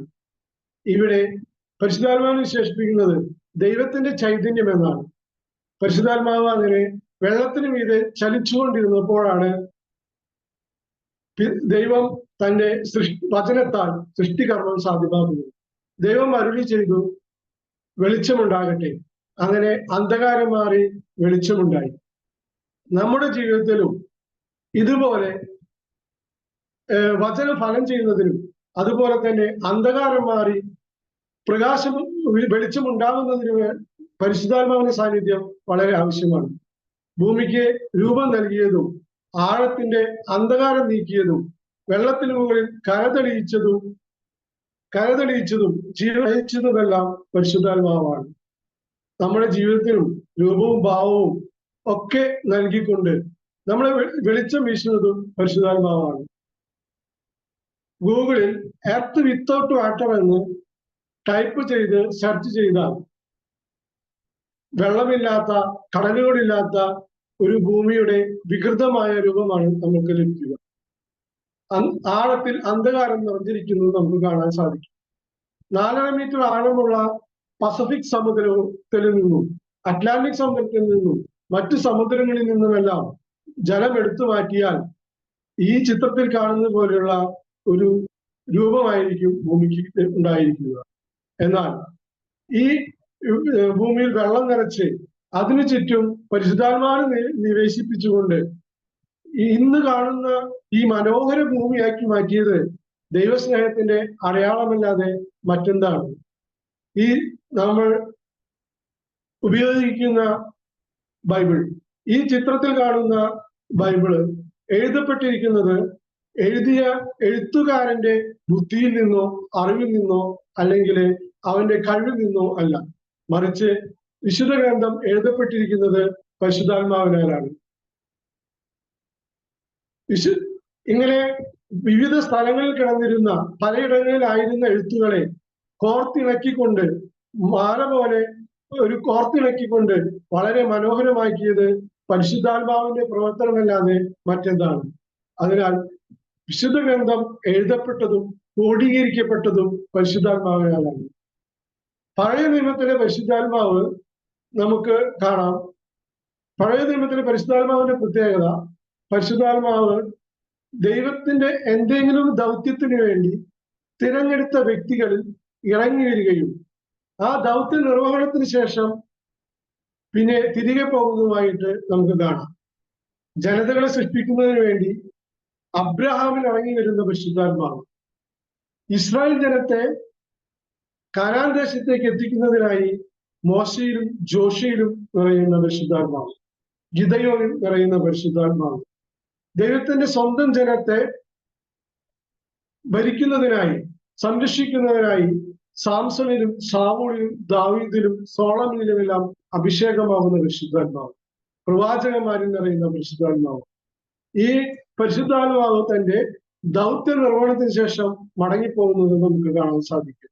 സങ്കീർത്തകൻ 51:11 ഇങ്ങനെ വിലപിക്കുന്നുണ്ട്: അങ്ങയുടെ സന്നിധിയിൽ നിന്നും എന്നെ തള്ളിക്കളയരുത്, അങ്ങയുടെ പരിശുദ്ധാത്മാവിനെ എന്നിൽ നിന്നും എടുത്തു കളയരുത് എന്ന്. എന്നാൽ പുതിയ നിയമത്തിലെ പരിശുദ്ധാത്മാവ് തികച്ചും വ്യത്യസ്തമാണ്. പരിശുദ്ധാത്മാവിനെതിരെ ദൂഷണം പറയരുത് എന്ന് പറയുന്നു എന്ന് യേശു പറഞ്ഞു വെക്കുന്നുണ്ട്. അങ്ങനെ പരിശുദ്ധാത്മാവ് ഒരു വ്യക്തിയാണെന്ന് പറയുകയാണ്. പരിശുദ്ധാത്മാവിനെ വേദനിപ്പിക്കരുതെന്ന് പറയുന്നു. പരിശുദ്ധാത്മാവിനെ വേദനിപ്പിക്കരുതെന്ന് പറഞ്ഞുകൊണ്ട് പരിശുദ്ധാത്മാവിന്റെ വ്യക്തിത്വത്തിന് അടിവരയിടുകയാണ്. യോഹന്നാന്റെ സുവിശേഷം 14-16 അധ്യായങ്ങളിൽ യേശു പരിശുദ്ധാത്മാവിനെ വിളിക്കുന്നത് അവൻ എന്നാണ്. തീർച്ചയായും നമുക്കറിയാം, ഒരു വ്യക്തിയെ തന്നെ നമുക്ക് ദൂഷണം പറയാനും വേദനിപ്പിക്കാനും പേരെടുത്ത് വിളിക്കാനും സാധിക്കുന്നത്. തീർച്ചയായും പരിശുദ്ധാത്മാവ് വ്യക്തിയാണെന്ന് നമുക്ക് മനസ്സിലാക്കാനായിട്ട് സാധിക്കും. പരിശുദ്ധാത്മാവ് വ്യക്തി മാത്രമല്ല, ശക്തിയുമാണ്. അപ്പോസ്തല പ്രവർത്തനം 1:8 പറയുന്നു, പരിശുദ്ധാത്മാവ് നിങ്ങളുടെ മേൽ വന്നു കഴിയുമ്പോൾ നിങ്ങൾ ശക്തി പ്രാപിക്കും. ശിഷ്യന്മാർക്ക് ശക്തിയായി തീരുന്ന പരിശുദ്ധാത്മാവ്. ഇനി പരിശുദ്ധാത്മാവ് വ്യക്തിയും ശക്തിയും മാത്രമല്ല, പരിശുദ്ധാത്മാവ് നിത്യ സഹായകനും കൂടിയാണ്. നമ്മളുടെ ഭൗതിക ജീവിതത്തിലും ആത്മീയ ജീവിതത്തിലും നമ്മളെ നിത്യം സഹായിച്ചു കൊണ്ടിരിക്കുന്നവരാണ് പരിശുദ്ധാത്മാവ് എന്ന് പറയുന്നത്. പിതാവായ ദൈവം പരിശുദ്ധാത്മാവിനെ നമുക്ക് നൽകപ്പെടുന്നു. പിതാവായ ദൈവം പരിശുദ്ധാത്മാവ് നൽകുന്നത് യേശു ക്രിസ്തുവിലൂടെ ആണ്. അങ്ങനെയെങ്കിൽ ഈ പരിശുദ്ധാത്മാവ് നമുക്ക് ലഭിക്കാൻ നമ്മൾ എന്താണ് ചെയ്യേണ്ടത്? തീർച്ചയായും ആദ്യമായി വിശ്വസിക്കണം, മാനസാന്തരപ്പെടണം. അങ്ങനെ യേശു ക്രിസ്തുവിൽ വിശ്വസിച്ച് മാനസാന്തരപ്പെട്ട് ജീവിതം ക്രിസ്തുവിനെ സമർപ്പിച്ചവർക്ക് ദൈവം തന്റെ പുത്രനിലൂടെ നൽകുന്ന സ്വർഗീയ സമ്മാനമാണ് പരിശുദ്ധാത്മാവ് എന്ന് പറയുന്നത്. യോഹന്നാൻ 14:17 വചനം ഇങ്ങനെ പറയുന്നു: നിങ്ങൾ അവനെ അറിയുന്നു, കാരണം അവൻ നിങ്ങളോടൊത്ത് വസിക്കുന്നു, നിങ്ങളിൽ ആയിരിക്കുകയും ചെയ്യും. യോഹന്നാൻ 14-8 വാക്യം, ഞാൻ നിങ്ങളെ 14 വാക്യം, ഞാൻ നിങ്ങളെ അനാഥരായി വിടുകയില്ല. യേശു ക്രിസ്തു നമ്മോടൊപ്പം, പരിശുദ്ധാത്മാവ് നമ്മോടൊപ്പം വസിക്കുന്നു എന്നും നമ്മളെ അനാഥരായി വിടുകയല്ല എന്നും ഈ വചനങ്ങളിലൂടെ പരിശുദ്ധാത്മാവ് പറഞ്ഞു വെക്കുകയാണ്. ഇനി യോഹന്നാൻ 14:16, ഞാൻ പിതാവിനോട് അപേക്ഷിക്കുകയും എന്നേക്ക് നിങ്ങളോട് കൂടി ആയിരിക്കുവാൻ മറ്റൊരു സഹായകനെ അവിടെ നിന്ന് നിങ്ങൾക്ക് തരികയും ചെയ്യും. യേശു ഇങ്ങനെ പറയുമ്പോൾ നിത്യസഹായകനായ പരിശുദ്ധാത്മാവാണെന്നും അവൻ നമ്മോടൊത്ത് വസിക്കുന്നവരാണെന്നുമുള്ള അടിവരയിടുകയാണ് ഇവിടെ. യോഹന്നാൻ 14:26, എന്റെ നാമത്തിൽ പിതാവ് അയക്കുന്ന സഹായകനായ പരിശുദ്ധാത്മാവ് എല്ലാ കാര്യങ്ങളും നിങ്ങളെ പഠിപ്പിക്കുകയും ഞാൻ നിങ്ങളെ പറഞ്ഞിട്ടുള്ളതെല്ലാം നിങ്ങളെ അനുസ്മരിപ്പിക്കുകയും ചെയ്യും. നമുക്കറിയാം, തന്റെ പരസ്യ ജീവിതകാലത്ത് യേശു ശിഷ്യന്മാരെ ഒത്തിരി കാര്യങ്ങൾ പഠിപ്പിച്ചു, ഒത്തിരി അറിവുകൾ നൽകി. പക്ഷെ ആ അറിവുകളൊക്കെ നിറവുകളായി മാറുന്നത്, അറിവുകളൊക്കെ വലിയ ബോധ്യങ്ങളായി മാറുന്നത് പരിശുദ്ധാത്മാവ് അവരിൽ വന്നു നിറയുമ്പോഴാണ്. നമ്മൾ സാധാരണ പറയാറുണ്ട്, ബൈബിൾ വായിക്കുകയാണെങ്കിൽ വെറുതെ വായിക്കരുത്, പരിശുദ്ധാത്മാവിന്റെ സഹായത്താൽ ബൈബിൾ വായിക്കണമെന്ന്. അതെ, നമ്മളെ പഠിപ്പിക്കുകയും എല്ലാ കാര്യങ്ങളും അനുസ്മരിപ്പിക്കുകയും ചെയ്യുന്നത് പരിശുദ്ധാത്മാവാണ്. നമ്മുടെ ഇവിടെ ടെസ്റ്റിമണി പറഞ്ഞ ശരണ്യ പറയുകയുണ്ടായി, തന്റെ ആക്സിഡന്റിന് ശേഷം താൻ പഠിച്ച അറിവുകളെല്ലാം നഷ്ടപ്പെട്ടു, എങ്കിലും തന്റെ ജീവിതം കർത്താവിനോടൊത്തുള്ള ആ ജീവിതം നയിക്കാനായിട്ട് ആവശ്യമായ വചനങ്ങൾ ഒരിക്കലും തന്റെ ഓർമ്മയിൽ നിന്ന് വിട്ടുപോയിട്ടില്ല എന്നുള്ളത്.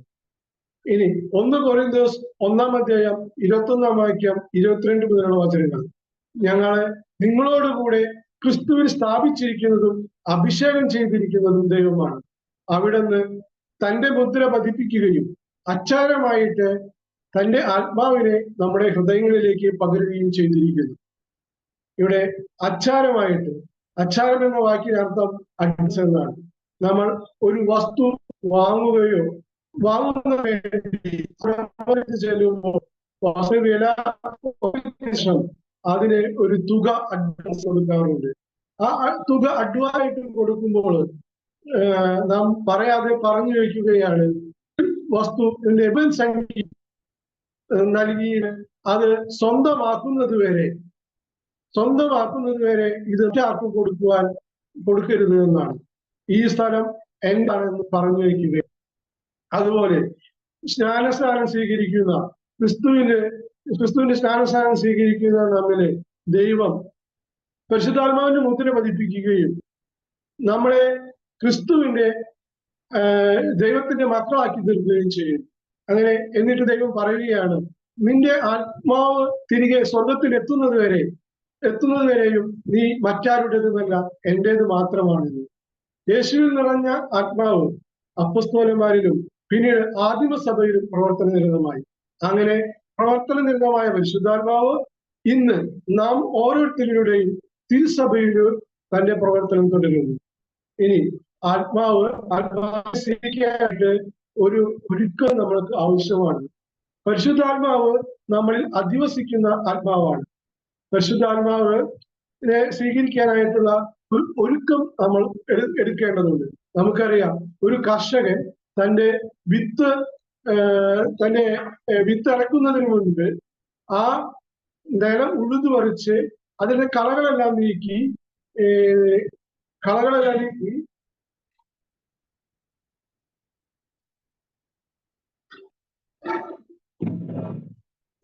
ക്ഷമിക്കണം, ഒരു മിനിറ്റ്.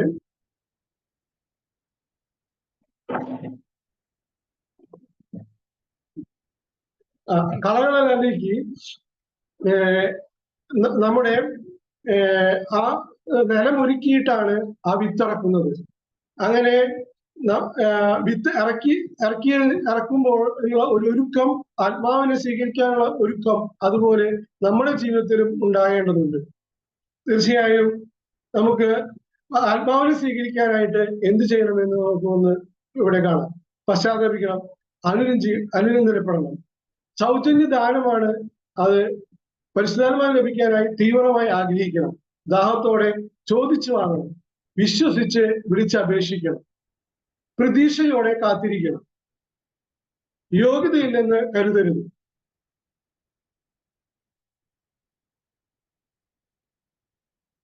നമുക്ക് ഇതിനെ ഒന്ന് വിശദമായി കാണാം. അപ്പോസ്തല പ്രവർത്തനം 2:7. ഇത് കേട്ടപ്പോൾ അപ്പോസ്തല 2:37-38. ഇത് കേട്ടപ്പോൾ അവർ ഹൃദയം നുറുങ്ങി പത്രോസിനോടും മറ്റ് അപ്പോസ്തലന്മാരോടും ചോദിച്ചു, സഹോദരരെ, ഞങ്ങൾ എന്താണ് ചെയ്യേണ്ടത്? പത്രോസ് പറഞ്ഞു, നിങ്ങൾ പശ്ചാത്തപിക്കുകയും പാപമോചനത്തിനായി എല്ലാവരും ക്രിസ്തുവിന്റെ നാമത്തിൽ സ്നാനം സ്വീകരിക്കുകയും പരിശുദ്ധാത്മാവിന്റെ ദാനം നിങ്ങൾക്ക് ലഭിക്കും. അതെ, പശ്ചാത്തപിക്കുകയും അനുരഞ്ജനപ്പെടുകയും ചെയ്താല് പരിശുദ്ധാത്മാവ് ലഭിക്കുമെന്നുള്ള ശിഷ്യപ്രമുഖന്റെ ഉറപ്പാണ് ഈ വചനത്തിലൂടെ നമുക്ക് നൽകുന്നത്. പരിശുദ്ധാത്മാവ് സൗജന്യ ദാനമാണ്. എങ്കിലും പരിശുദ്ധാത്മാവ് ലഭിക്കുന്നതിനായി തീവ്രമായ ഒരു ആഗ്രഹവും പ്രാർത്ഥനയും ആവശ്യമാണ്. നമുക്കറിയാം, സെഹിയോൻ ഊട്ടുശാലയില് പരിശുദ്ധ അമ്മയോട് ചേർന്നുകൊണ്ട് ശിഷ്യന്മാരും എല്ലാവരും ഒരുമിച്ചിരുന്ന് പ്രാർത്ഥിച്ചപ്പോഴാണ് ആ പരിശുദ്ധാത്മാവ് അവരിലേക്ക് ഇറങ്ങി വരുന്നത്. ദാഹിക്കുന്നവരെ ജീവജലത്തിന്റെ ഉറവയിൽ നിന്നും സൗജന്യമായി ഞാൻ കൊടുക്കും. വെളിപാട് 21-ാം അധ്യായം 6-ാം വാക്യം. നമുക്ക് അറിയാം, പരിശുദ്ധാത്മാവിനെ സ്വീകരിക്കാനായിട്ട് ഒരു എളിമ ആവശ്യമാണ്. അതുപോലെ പരിശുദ്ധാത്മാവിനെ സ്വീകരിക്കാനുള്ള ഒരു ഒരുക്കവും നമുക്ക് ആവശ്യമാണ്. ഇനി പരിശുദ്ധാത്മാവിനെ നാം ദാഹത്തോടെ ചോദിച്ചു വാങ്ങണം. ലൂക്ക 11:13. മക്കൾക്ക് നല്ല ദാനങ്ങൾ നൽകാൻ ദുഷ്ടരായ നിങ്ങൾക്ക് അറിയാമെങ്കിൽ സ്വർഗസ്ഥനായ പിതാവ് തന്നോട് ചോദിക്കുന്നവർക്ക് എത്ര അധികമായി പരിശുദ്ധാത്മാവിനെ നൽകുകയില്ല. നമുക്കറിയാം, മീൻ ചോദിച്ചാൽ പാമ്പിനെ കൊടുക്കുന്നു, മുട്ട ചോദിച്ചാൽ തേളിനെ കൊടുക്കുന്നു. മക്കൾ പിതാവിനോട് ഒത്തിരി കാര്യങ്ങൾ ചോദിക്കാറുണ്ട്. പക്ഷെ എല്ലാവരും പിതാവ് കൊടുക്കാറില്ല, ചിലതെല്ലാം നിഷേധിക്കാറുണ്ട്.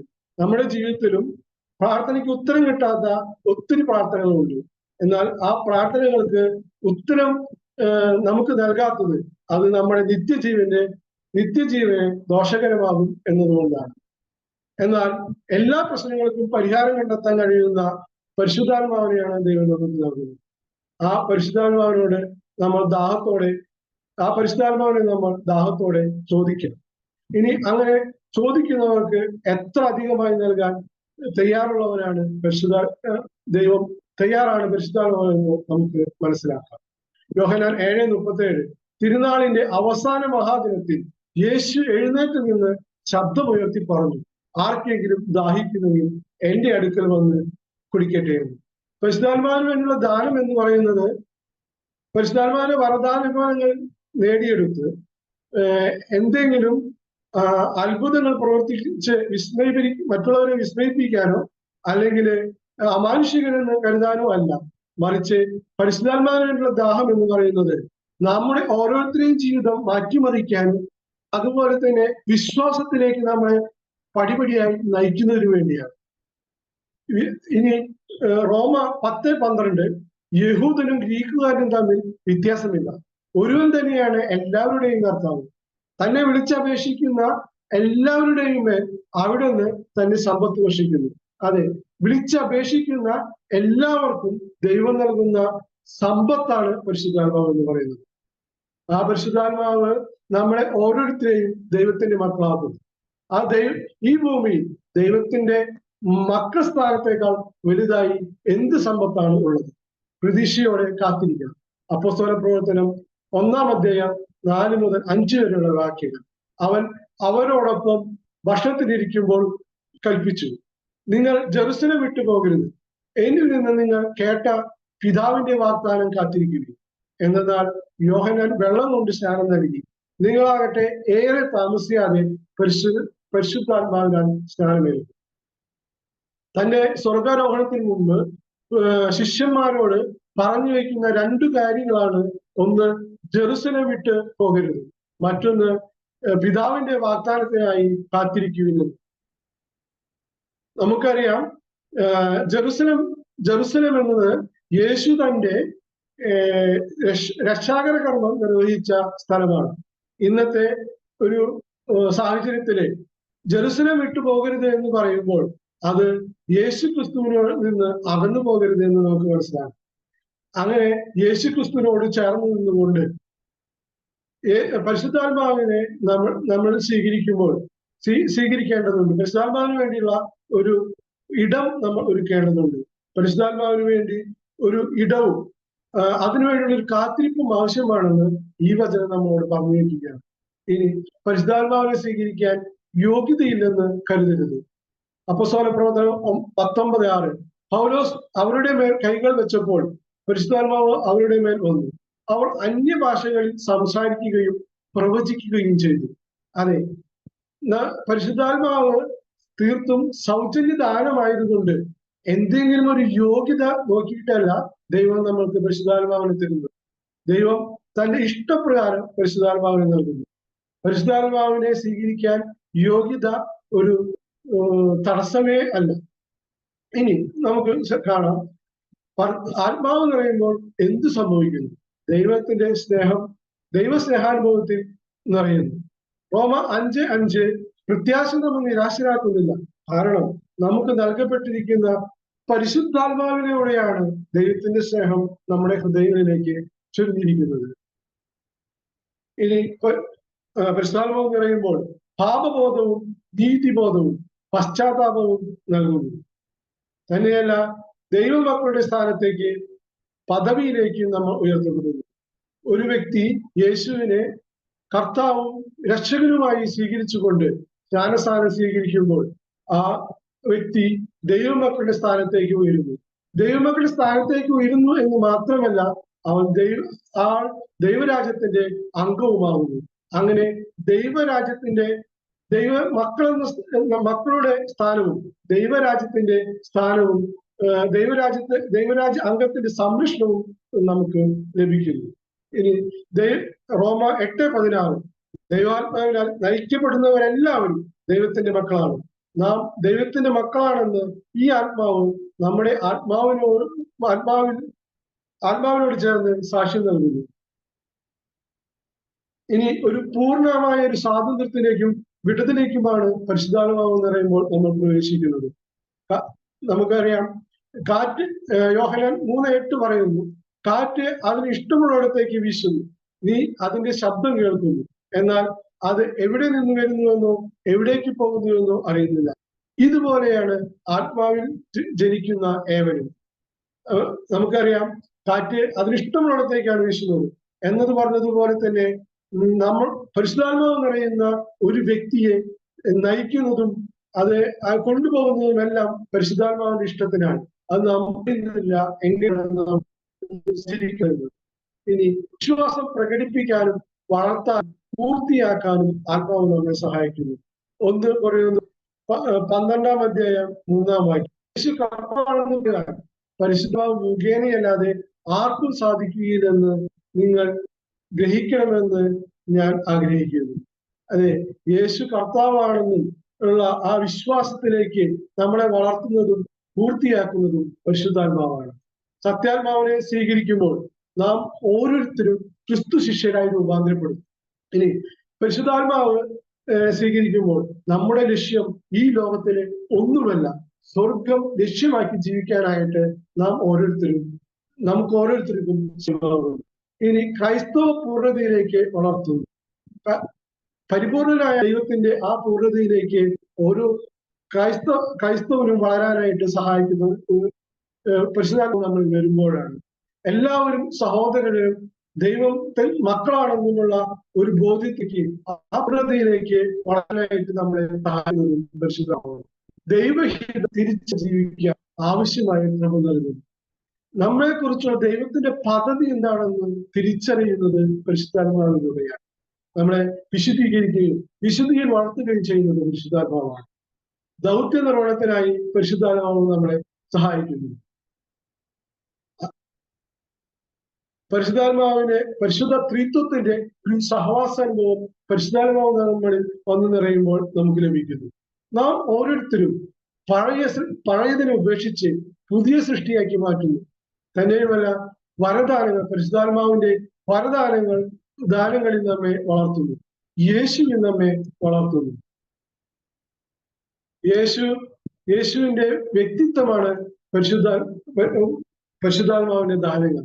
യേശുവിന്റെ ശക്തിയാണ് പരിശുദ്ധാത്മാവിന്റെ വരങ്ങൾ. യേശുവിന്റെ സ്വഭാവമാണ് പരിശുദ്ധാത്മാവിന്റെ ഫലങ്ങൾ. അങ്ങനെ യേശുവിലേക്ക് നമ്മളെ വളർത്തുന്നു. അങ്ങനെ ഫ്രാൻസിസ് പാപ്പ പറയുന്നു, യേശുവിന്റെ മനസ്സിനും അവന്റെ സുവിശേഷത്തിനും അനുസൃതമായി അനുദിനം ജീവിക്കാനുള്ള കൃപയ്ക്കായി നമുക്ക് പരിശുദ്ധാത്മാവിനോട് അപേക്ഷിക്കാം. ആത്മാവിൽ ആനന്ദിക്കുന്ന, ആത്മാവിനാൽ നയിക്കപ്പെടുന്ന ദൈവമക്കളുടെ സ്വാതന്ത്ര്യം അനുഭവിക്കുന്ന ഒരു സമൂഹമായി ഈ മിസിയോ കുടുംബം മാറട്ടെ എന്ന പ്രാർത്ഥനയോടെ കർത്താവ് ഈശോമിശിഹായ്ക്ക് സ്തുതിയായിരിക്കട്ടെ.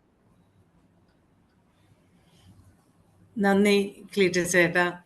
വളരെ വിശദമായിട്ട് തന്നെ പരിശുദ്ധാത്മാവ് ആരാണെന്നും പരിശുദ്ധാത്മാവ് എങ്ങനെയാണ് നമ്മൾ സ്വീകരിക്കേണ്ടതെന്നും സ്വീകരിച്ചു കഴിഞ്ഞാൽ നമുക്കുണ്ടാവുന്ന വ്യത്യാസങ്ങൾ അല്ലെങ്കിൽ നമ്മുടെ ജീവിതത്തിൽ വരുന്ന മാറ്റങ്ങൾ എന്തൊക്കെയാണെന്നും എല്ലാം വിശദമായിട്ട് തന്നെ താങ്കൾ പറഞ്ഞു തന്നു. ഒത്തിരി നന്ദി. പ്രിയപ്പെട്ടവരെ, ഇനി നമ്മൾക്ക് കുറച്ച് അറിയിപ്പുകളുണ്ട്. ഒന്നാമതായിട്ട് സബ് ഗ്രൂപ്പ് മീറ്റിംഗിൽ എല്ലാവരും പങ്കെടുക്കാൻ ശ്രദ്ധിക്കണമെന്ന് അപേക്ഷിക്കുന്നു.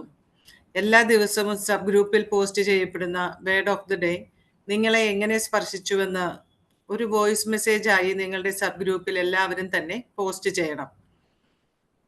ഓൺലൈനിൽ നടത്തപ്പെടുന്ന പ്രിലിമിനറി കോഴ്സ് 8 ക്ലാസ്സുകൾ മാത്രമുള്ളതാണ്. ഏകദേശം 34 ക്ലാസ്സുള്ള ഫുൾ മിസിയോ കോഴ്സ് ജൂലൈ മാസം 14 മുതൽ 19 വരെ ഷെഡ്യൂൾ ചെയ്തിട്ടുണ്ട്. പങ്കെടുക്കാൻ താല്പര്യമുള്ളവർ ദയവായി 9061954230 എന്നുള്ള നമ്പറിലോ 7012574557 എന്ന നമ്പറിലോ ബന്ധപ്പെടുക.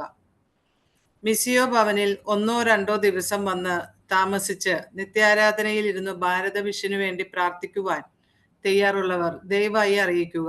കുടുംബമായോ അല്ലാതെയോ നിങ്ങൾക്ക് വരാവുന്നതാണ്. നിങ്ങളുടെ ഇടവകകളിൽ കുടുംബ യൂണിറ്റ് നേതൃത്വങ്ങൾക്കും മതാധ്യാപകർക്കും ഒക്കെയായി വികാരിയച്ചന്മാരുടെ അനുവാദത്തോടെ മിസിയോ ഫുൾ കോഴ്സ് സംഘടിപ്പിച്ചാൽ മിസിയോ ടീം അവിടെ എത്തി കോഴ്സ് നടത്തിത്തരുന്നതാണെന്ന് അറിയിക്കുന്നു. മിസിയോ വൈബ്സ് നമ്മുടെ കുടുംബത്തിൽ നിന്നും എല്ലാ മാസവും മലയാളത്തിലും ഇംഗ്ലീഷിലും പബ്ലിഷ് ചെയ്യപ്പെടുന്ന ഓൺലൈൻ ന്യൂസ് ലെറ്റർ ആണ്. PDF ഫയലായിട്ടാണ് നിങ്ങൾക്കത് ലഭിക്കുക. നമ്മളൊരു മിഷനാണെന്ന് ബോധ്യം നൽകാൻ ഉതകുന്ന അതിൽ വരുന്ന ലേഖനങ്ങളൊക്കെ എല്ലാവരും വായിക്കാൻ പരിശ്രമിക്കണമേ. അനോണിമസ് ആയ യാതൊരു മെസ്സേജുകൾക്കും ആരും റെസ്പോണ്ട് ചെയ്യരുത്. മിസിയോ കുടുംബത്തിൽ നിന്ന് പണസംബന്ധമായ ഒരു കാര്യത്തിനും ആരും നിങ്ങളെ വിളിക്കുകയില്ല. അത്തരം കോളുകളോ മെസ്സേജുകളോ ലഭിച്ചാൽ ഉത്തരവാദിത്തപ്പെട്ടവരെ ഉടനെ വിവരം അറിയിക്കുകയും നമ്പർ ബ്ലോക്ക് ചെയ്യുകയും ചെയ്യണമെന്ന് അറിയിക്കുന്നു. ഈ അറിയിപ്പുകളെല്ലാം തന്നെ നിങ്ങൾ ശ്രദ്ധയിൽ പെടുത്തുന്നു. എല്ലാവരും അത് ശ്രദ്ധിക്കുക. അടുത്തതായിട്ട് നമുക്ക് നമ്മളുടെ വൈൻഡപ്പ് സെഷനായിട്ട് നമ്മളുടെ സ്വന്തം അമ്മ ആൻറ്റി ആലീസ് ആൻറ്റിയെ ക്ഷണിക്കുകയാണ്. ആലീസ് ആൻറ്റി ഒത്തിരി സ്നേഹത്തോടെ ക്ഷണിക്കുന്നു.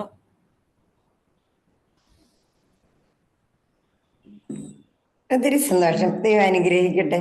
ഏതായാലും നമ്മൾ ഈ നാളുകളിലെല്ലാം ഒരുങ്ങിക്കൊണ്ടിരുന്നത് ഈ ഒരു സംഭവത്തിന് വേണ്ടിയായിരുന്നു. ഈ ആഴ്ച ശരിക്കും നമ്മുടെ ഒരുക്കം നമുക്കറിയാമല്ലോ.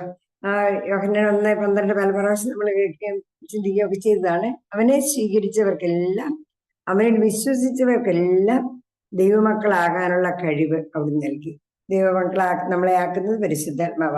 നമ്മൾ ശരിക്ക് ജോൺ തോമസിന്റെ പ്രൊക്ലമേഷനിലൂടെയും ശരണ്യയുടെ ടെസ്റ്റിമണിയിലൂടെയും ക്ലീറ്റസിന്റെ പ്രസന്റേഷനിലൂടെയും എല്ലാ കാര്യങ്ങളും നല്ല ഭംഗിയായിട്ട് കിട്ടി.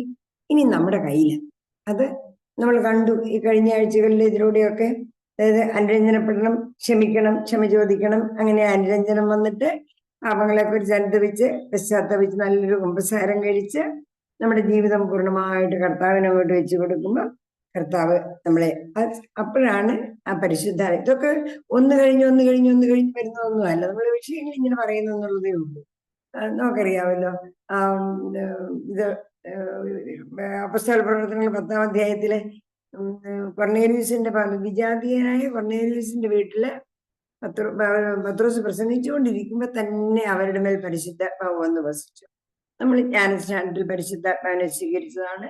സ്ഥൈര്യലേപനത്തിൽ നല്ലോണം ഉറപ്പിച്ച് നമുക്ക് കിട്ടിയതാണ്.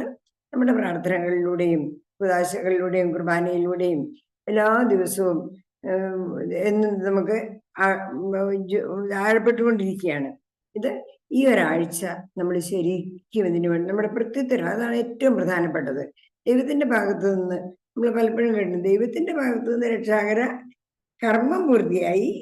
ഈ പദ്ധതി പൂർത്തിയാകണമെങ്കിൽ ഇനി നമ്മളൊക്കെ ഓരോരുത്തരും എല്ലാവരും എല്ലാ മനുഷ്യരും രക്ഷ പ്രാപിക്കണമെന്നും ആ പരിശുദ്ധാത്മാവിനെ സ്വീകരിച്ച് ദൈവമക്കളായിട്ട് ദൈവിക ജീവനിൽ നമുക്ക് നഷ്ടപ്പെട്ടു പോയ ആ ദൈവിക ജീവൻ വീണ്ടും കിട്ടുക. ഈ പരിശുദ്ധാത്മാവിനെ കിട്ടുമ്പോൾ പരിശുദ്ധാത്മാവിന്റെ നിറവിലൂടെ അത് അങ്ങ് ജ്ഞാനത്തിനടുത്ത് നമുക്ക് കിട്ടുന്നത് നമ്മുടെ സഹകരണത്തിന്റെ തോതനുസരിച്ച് അനുഭവം ശരണ്യൊക്കെ ഇവരൊക്കെ എല്ലാവരും പറഞ്ഞപ്പോൾ നമുക്കത് മനസ്സിലായി. അത് ഇങ്ങനെ ആഴപ്പെട്ടുകൊണ്ടേയിരിക്കും. പിന്നെ ഓരോ ദിവസവും നമ്മൾ എത്ര കൂടുതലായിട്ട് ഈ ക്ഷമിക്കുകയും പാപങ്ങളെ കുറിച്ച് അനുഭവിച്ച് കുമ്പസാരിക്കുകയും ജീവിതം പൂർണ്ണമായിട്ട് സമർപ്പിച്ച് നമ്മൾ എത്ര സമർപ്പിച്ചാലും എത്ര പശ്ചാത്തപിച്ചാലും ഒന്നും നമ്മൾ ക്ഷമിച്ചാൽ എന്തേലും വരുമ്പോഴത്തേക്ക് നമുക്കിതൊക്കെ വരികയല്ലേ. അപ്പം അതിങ്ങനെ ഈ ഒരാഴ്ച ശരിക്കും അത് പരിശുദ്ധാത്മാവിന്റെ ആ നിറവ് അറിയില്ലേ, ആർക്കെങ്കിലും ദാഹിക്കുന്നുണ്ടെങ്കിൽ അതിന്റെ പക്കൽ വന്ന് കുടിക്കട്ടെ. ഇവരെ പറഞ്ഞപ്പോഴെല്ലാം നമുക്ക് മനസ്സിലായി. വിശ്വസിക്കണം, ദാഹിക്കണം, ചോദിക്കണം. ഇത് സൗജന്യ ദാനമാണെങ്കിലും നമ്മുടെ ഭാഗത്തു നിന്ന് നമ്മൾ ഇത് മേടിച്ചെടുക്കണം.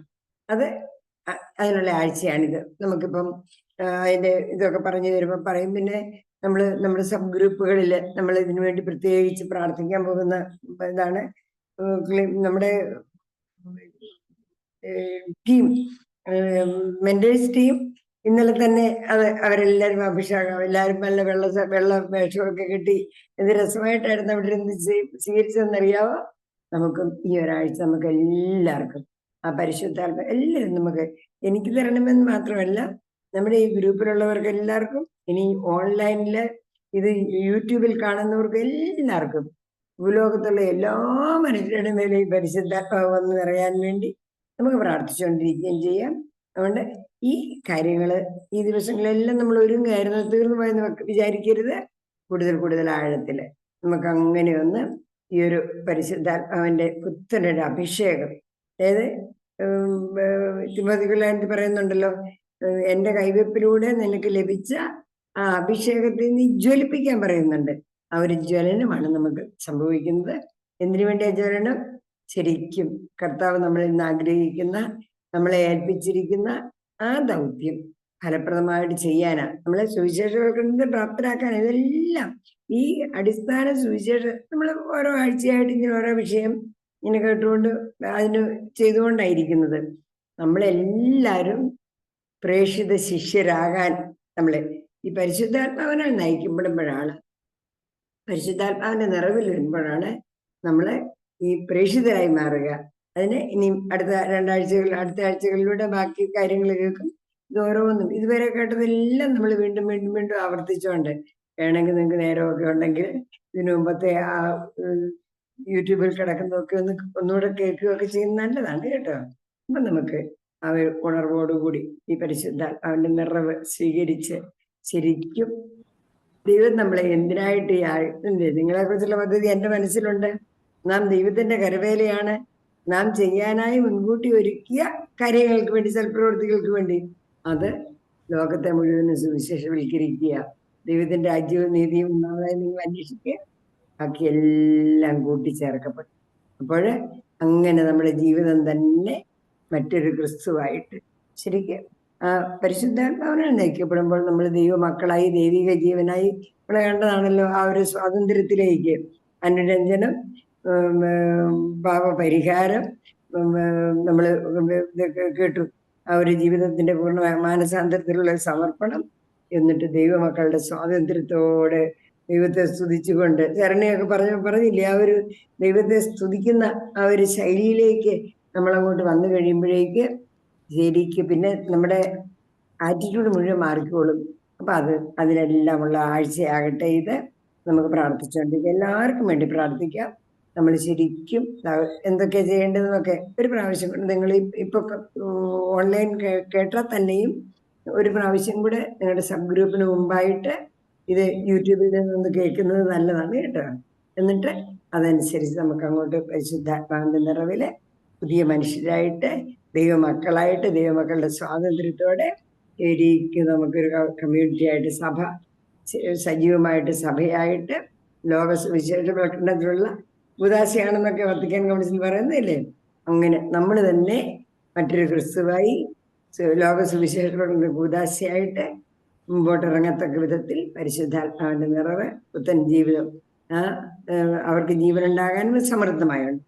ആ പുതിയ ജീവൻ നമ്മുടേതാകാനിടയാകട്ടെ. ദൈവം നമ്മളെ എല്ലാവരെയും സമൃദ്ധമായി അനുഗ്രഹിച്ച് ദൈവമക്കളുടെ സ്വാതന്ത്ര്യത്തിൽ സന്തോഷത്തോടെ ശരിക്കും പ്രത്യേകിൽ ഓർക്കുന്നുണ്ടല്ലോ, നമ്മളെല്ലാം ദൈവപിതാവിന്റെ മക്കള് ആ ഒരു ബോധ്യത്തോടെ പങ്കുവെച്ച് ജീവിക്കുന്ന ഒരു ശൈലിയിലേക്ക് വരാൻ ഈ ഒരാഴ്ചത്തെ ആ ഒരു നമ്മുടെ ഒരുക്കവും പ്രാർത്ഥനയും എല്ലാം നമ്മളെ സഹായിക്കട്ടെ. ദൈവം നമ്മെ എല്ലാവരെയും സമൃദ്ധമായിട്ട് അനുഗ്രഹിക്കട്ടെ. ദൈവത്തിന്റെ സ്തുതി. ആമേൻ. നന്ദി ആന്റി. ആന്റിയുടെ വാക്കുകള് ഞങ്ങൾക്ക് ഒരു മണിക്കൂർ കേട്ട ക്ലാസ്സിന്റെ ഒരു ക്രോഡീകരണമായിട്ടാണ് എപ്പോഴും ആന്റി 2 മിനിറ്റ് കൊണ്ട് സംസാരിക്കുന്നത്. നമ്മളെല്ലാവരും ക്രിസ്തുവിൻ്റെ സുവിശേഷവൽക്കരണം നടത്തുന്ന മക്കളായി കാണുവാനായിട്ട് സ്വപ്നം കാണുന്ന നമ്മുടെ ആൻറ്റിക്ക് ഒത്തിരി നന്ദി. അടുത്തതായിട്ട് നമുക്ക് സമാപന ആശീർവാദവും സന്ദേശവും തരുവാനായിട്ട് എത്തുന്നത് റെവറൻഡ് ഫാദർ അഗസ്റ്റിൻ മുണ്ടിയാത്ത അച്ഛനാണ്.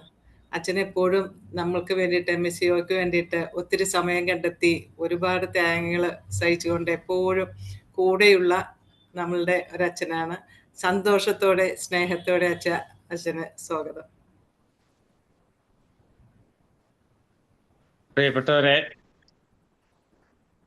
എല്ലാവർക്കും പരിശുദ്ധാത്മാവിൻ്റെ നിറവിലാണ് എന്ന് ഞാൻ കരുതുകയാണ്. 1 മണിക്കൂറായിട്ട് നമ്മൾ 1.5 മണിക്കൂറായിട്ട് കൊന്ത ചൊല്ലി പ്രാർത്ഥിച്ച് പരിശുദ്ധാത്മാവ് ഇറങ്ങി വരണമെന്ന് ജേസൺ പ്രാർത്ഥിച്ചു. അപ്പം എല്ലാവരിലും അത് ജ്വലിച്ചിട്ടുണ്ട് എന്ന് ഞാൻ വിശ്വസിക്കുകയാണ്. അപ്പോൾ ക്ലാസ്സുകൾ നാം കഴിഞ്ഞു. ഇനി ഏറ്റവും സമാപനമായിട്ട് നമ്മൾ എങ്ങനെയാണ് നമുക്ക് അത് പരിശുദ്ധാത്മാവ് നമ്മുടെ ഉള്ളിലുണ്ടോ എന്ന് എന്തൊക്കെ ചെറിയ കാര്യങ്ങൾ നമുക്കൊന്ന് നോക്കാം. ഒന്നാമതായിട്ട്, ഇന്നത്തെ ഈ 1 മണിക്കൂർ നിങ്ങൾക്ക് ഇത് ശ്രദ്ധാപൂർവം ശ്രദ്ധിച്ചിരിക്കുവാനായിട്ട് സാധിച്ചോ? ഉണ്ടെങ്കിൽ പരിശുദ്ധാത്മാവ് നിങ്ങളിലുണ്ട്. കാരണം പരിശുദ്ധാത്മാവ് അല്ലാതെ നമ്മളെ ഒന്നിപ്പിക്കുവാനായിട്ട് സാധിക്കില്ല. നമ്മൾ വിവിധ സ്ഥലങ്ങളിലാണ്, 100 പേര് വിവിധ രാജ്യങ്ങളിലിരുന്ന് വിവിധ സ്ഥലങ്ങളിലിരുന്ന് നമ്മളിത് കേൾക്കുമ്പോൾ അതിനെ ഒന്നിപ്പിക്കുന്നത് പരിശുദ്ധാത്മാവാണ്. കഴിഞ്ഞ നമുക്കറിയാം, ഈ കോഴ്സ് കൂടിയ 7000-ത്തിലധികം വ്യക്തികളുണ്ട്. അവരെല്ലാവരെയും നയിക്കുന്നത് പരിശുദ്ധാത്മാവാണ്. ആ പരിശുദ്ധാത്മാവിൻ്റെ ഉണർവാണ് നമ്മളെ ഇപ്പോഴും നയിച്ചുകൊണ്ടിരിക്കുന്നത്. അപ്പോൾ അത് ഒരു കാര്യം. പിന്നെ നമുക്കറിയാം, നമ്മൾ പ്രാർത്ഥിക്കുവാനായിട്ട് നമുക്ക് സാധിക്കുന്നുണ്ടോ? പ്രാർത്ഥിക്കുവാൻ സാധിക്കുന്നുണ്ടെങ്കിൽ പരിശുദ്ധാത്മാവ് നമ്മളിലുണ്ട്. നമുക്ക് ദൈവത്തിൻ്റെ വചനം കേൾക്കുവാനായിട്ട് സാധിക്കുന്നുണ്ടോ? വായിക്കുവാനായിട്ട് സാധിക്കുന്നുണ്ടോ? ധ്യാനിക്കുവാനായിട്ട് സാധിക്കുന്നുണ്ടോ? ഉണ്ടെങ്കിൽ പരിശുദ്ധാത്മാവ് നമ്മളിലുണ്ട്. അപ്പം അങ്ങനെ പരിശുദ്ധാത്മാവ് നമ്മളിൽ ഉള്ളപ്പോൾ നമ്മുടെ ആന്തരികമായിട്ട് നമുക്ക് ചില അനുഭവങ്ങൾ ഉണ്ടാകും. ഒന്നാമതായിട്ട്, നമുക്ക് മനസ്സിൽ സമാധാനമുണ്ടാകും. എ സെൻസ് ഓഫ് പീസ്, മനസ്സിലൊരു ശാന്തിയും സമാധാനവും. രണ്ടാമതായിട്ട്, നമുക്ക് ബോധ്യങ്ങളുണ്ടാകും. കർത്താവിനിൽ വസിക്കുന്നുണ്ട്, ദൈവത്തിൻ്റെ ആത്മാവ് എൻ്റെ മേലുണ്ട് എന്നുള്ള ആ ഒരു ബോധ്യം. ആ ബോധ്യം നമ്മളിൽ വന്നു കഴിയുമ്പോൾ നമ്മുടെ ഫലങ്ങൾ നമ്മൾ പുറമേ കാണും. വിശ്വാസം, പ്രതീക്ഷ, സ്നേഹം, ഈ 3 കാര്യങ്ങൾ നമ്മുടെ അനുദിന ജീവിതത്തിൽ നമുക്കതുണ്ടാകും. ഇങ്ങനെ ആ സ്നേഹത്തിൻ്റെ രീതിയിൽ നമ്മുടെ കുടുംബങ്ങളിൽ, നമ്മളുമായിട്ട് ഇടപെടുന്നവരിൽ, അല്ലെങ്കിൽ നിരാശയുള്ളവർക്ക് നമുക്ക് പ്രത്യാശ കൊടുക്കാനായിട്ട് സാധിക്കുന്നുണ്ടോ? യഥാർത്ഥത്തിലുള്ള വിശ്വാസം നമുക്കുണ്ടോ? അങ്ങനെ സ്നേഹിക്കുവാനായിട്ട് നമുക്ക് സാധിക്കുമോ? നമ്മളെ വേദനിപ്പിക്കുന്നവരെ കൂടി സ്നേഹിക്കുവാനായിട്ട് നമുക്ക് സാധിക്കുന്നുണ്ടോ? ഉണ്ടെങ്കിൽ തീർച്ചയായിട്ടും പരിശുദ്ധാത്മാവ് നമ്മളിൽ വസിക്കുന്നുണ്ട്. അപ്പം അങ്ങനെ നമ്മൾ ജീവിക്കുമ്പോൾ തീർച്ചയായിട്ടും നമുക്ക് പൂർണ്ണമായിട്ട് നമ്മളെ തന്നെ സമർപ്പിക്കുവാനായിട്ട്, ദൈവത്തിന് നമ്മെ തന്നെ സമർപ്പിക്കുവാനായിട്ട്, അനുസരണത്തിലേക്ക്, സഭയുടെ രീതിയിൽ, ലോകത്തിൻ്റെതായ എല്ലാ കാര്യങ്ങളിലും നമ്മളെ തന്നെ പൂർണ്ണമായിട്ട് സമർപ്പിക്കുവാൻ, ഈ ലോകത്തിൻ്റെ നന്മയ്ക്ക് വേണ്ടിയിട്ടും ദൈവരാജ്യത്തിൻ്റെ നന്മയ്ക്ക് വേണ്ടിയിട്ടും പ്രവർത്തിക്കുവാനായിട്ടും, അതിനു വേണ്ടിയിട്ട് ദൈവത്തിൻ്റെ ഇഷ്ടമനുസരിച്ച് നമുക്ക് പോകുവാനായിട്ടൊക്കെ നമുക്ക് സാധിക്കും. ഈ അനുഭവങ്ങളൊക്കെ നമുക്കുണ്ടായെങ്കിൽ തീർച്ചയായിട്ടും നമ്മുടെ ഉള്ളിൽ പരിശുദ്ധാത്മാവ് ഉണ്ട്. ആ പരിശുദ്ധാത്മാവ് നമ്മൾ ജ്വലിക്കുന്നുണ്ട് എന്ന് നമുക്ക് പൂർണ്ണമായിട്ട് മനസ്സിലാക്കാം. തീർച്ചയായിട്ടും ഇതിൽ പങ്കുകൊള്ളുന്ന നിങ്ങൾ ഓരോരുത്തർക്കും, എല്ലാവരുടെയും അനുഭവങ്ങൾ കേൾക്കുമ്പോൾ, ഓരോരുത്തരും അനുഭവങ്ങൾ പറയുമ്പോൾ എത്രയോ തീക്ഷ്ണതയോടുകൂടിയാണ് അത് മറ്റുള്ളവരിലും ജ്വലിക്കുന്നത് നമുക്കറിയാം. അപ്പോൾ ആ ഷീനയുടെ അനുഭവമൊക്കെ കേൾക്കുമ്പോൾ, ബിൻസിയുടെ ആണോ അല്ലേ, ബിൻസിയുടെ അനുഭവങ്ങൾ കേൾക്കുമ്പോൾ നമുക്കറിയാം എന്തൊരു കാര്യങ്ങൾ ദൈവം നയിച്ചിരുന്നു എന്ന്. അപ്പോൾ അതുപോലെ ഓരോരുത്തരുടെയും ജീവിതത്തിൽ ഓരോ നിമിഷവും പരിശുദ്ധാത്മാവ് പ്രവർത്തിക്കുന്നുണ്ട്. ദൈവത്തിൻ്റെ സാന്നിധ്യമില്ലാതെ നമുക്കൊന്നും ചെയ്യുവാനായിട്ട് സാധിക്കുകയില്ല. അവിടുന്നാണ് നമ്മെ നയിക്കുന്നത്, ഈ ലോകത്തെ നയിക്കുന്നത്, നമ്മെ നയിക്കുന്നത്, ഈ സമയത്ത് നമ്മളെ നയിച്ചുകൊണ്ടിരിക്കുന്ന ദൈവത്തിൻ്റെ ആ സ്നേഹത്തിൽ നമ്മളെ തന്നെ വിട്ടുകൊടുത്തുകൊണ്ട് നമുക്ക് ഒന്നിക്കാം. പരിശുദ്ധാത്മാവ് നമ്മെ പൂർണ്ണമായിട്ട് നയിക്കട്ടെ. ഇനിയുള്ള ഈ രാത്രിയിലോ പകലോ ഒക്കെ എവിടെ ഇരുന്നാണെങ്കിലും ശ്രവിക്കുന്നതെങ്കിൽ ഇന്നത്തെ ജീവിതവും നാളത്തെ ജീവിതമൊക്കെ പരിശുദ്ധാത്മാവിനാൽ നയിക്കപ്പെട്ടവരായിട്ട് നമുക്ക് മുന്നോട്ട് പോകാം. ദൈവം നമ്മെ ഓരോരുത്തരെയും സമൃദ്ധമായിട്ട് അനുഗ്രഹിക്കട്ടെ.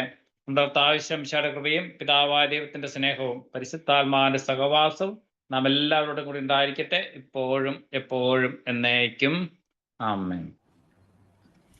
നന്ദി അച്ഛ, ഒത്തിരി സന്തോഷം. പരിശുദ്ധാത്മാവ് നമ്മളിൽ ഉണ്ടെന്നുള്ളൊരു ബോധ്യം ഒന്നുകൂടി ഉറപ്പിക്കുവാനായിട്ട് അച്ഛൻ്റെ ആ ഒരു മിനിറ്റ് കൊണ്ടുള്ള ആ ഒരു അവലോകനം നമുക്ക് സഹായകമാണ്. പലർക്കും സംശയമുണ്ട് നമ്മളിൽ പരിശുദ്ധാത്മാവ് ഉണ്ടോ, എത്രത്തോളം ഉണ്ടെന്നൊക്കെ. അപ്പൊ ഇങ്ങനെയുള്ള ഒരു അനലൈസിസ് നടത്തുമ്പോൾ അത് നമുക്ക് കുറച്ചുകൂടി ബോധ്യം നൽകുന്നു. നമ്മളിൽ പരിശുദ്ധാത്മാവ് ഉണ്ട്, വീണ്ടും വീണ്ടും ജ്വലിപ്പിക്കേണ്ട ആവശ്യമേ ഉള്ളൂ എന്നുള്ളൊരു ബോധ്യം നമുക്ക് ലഭിക്കുന്നു. ഒത്തിരി നന്ദി അച്ഛ. അടുത്തതായിട്ട് നമുക്ക് വേണ്ടി സമാപന ഗാനം ആലപിക്കുന്നതിനായിട്ട് ജാൻസൺ ഇമാനുവലിനെ സ്നേഹത്തോടെ ക്ഷണിക്കുന്നു. നന്ദിയോടെ ഞാൻ സ്തുതി പാടിടും എന്റെ യേശുനാഥ, എനിക്കായി നീ ചെയ്തൊരു നന്മയ്ക്കും ഇന്നു നന്ദി ചൊല്ലുന്നു ഞാൻ. അർഹിക്കാത്ത നന്മകളും എനിക്കേകിടും ദയാനിധേ, യാചിക്കാത്ത നന്മകൾ പോലുമേ എനിക്കേകിയോനു സ്തുതി. നന്ദിയോടെ ഞാൻ സ്തുതി പാടിടും എന്റെ യേശുനാഥ,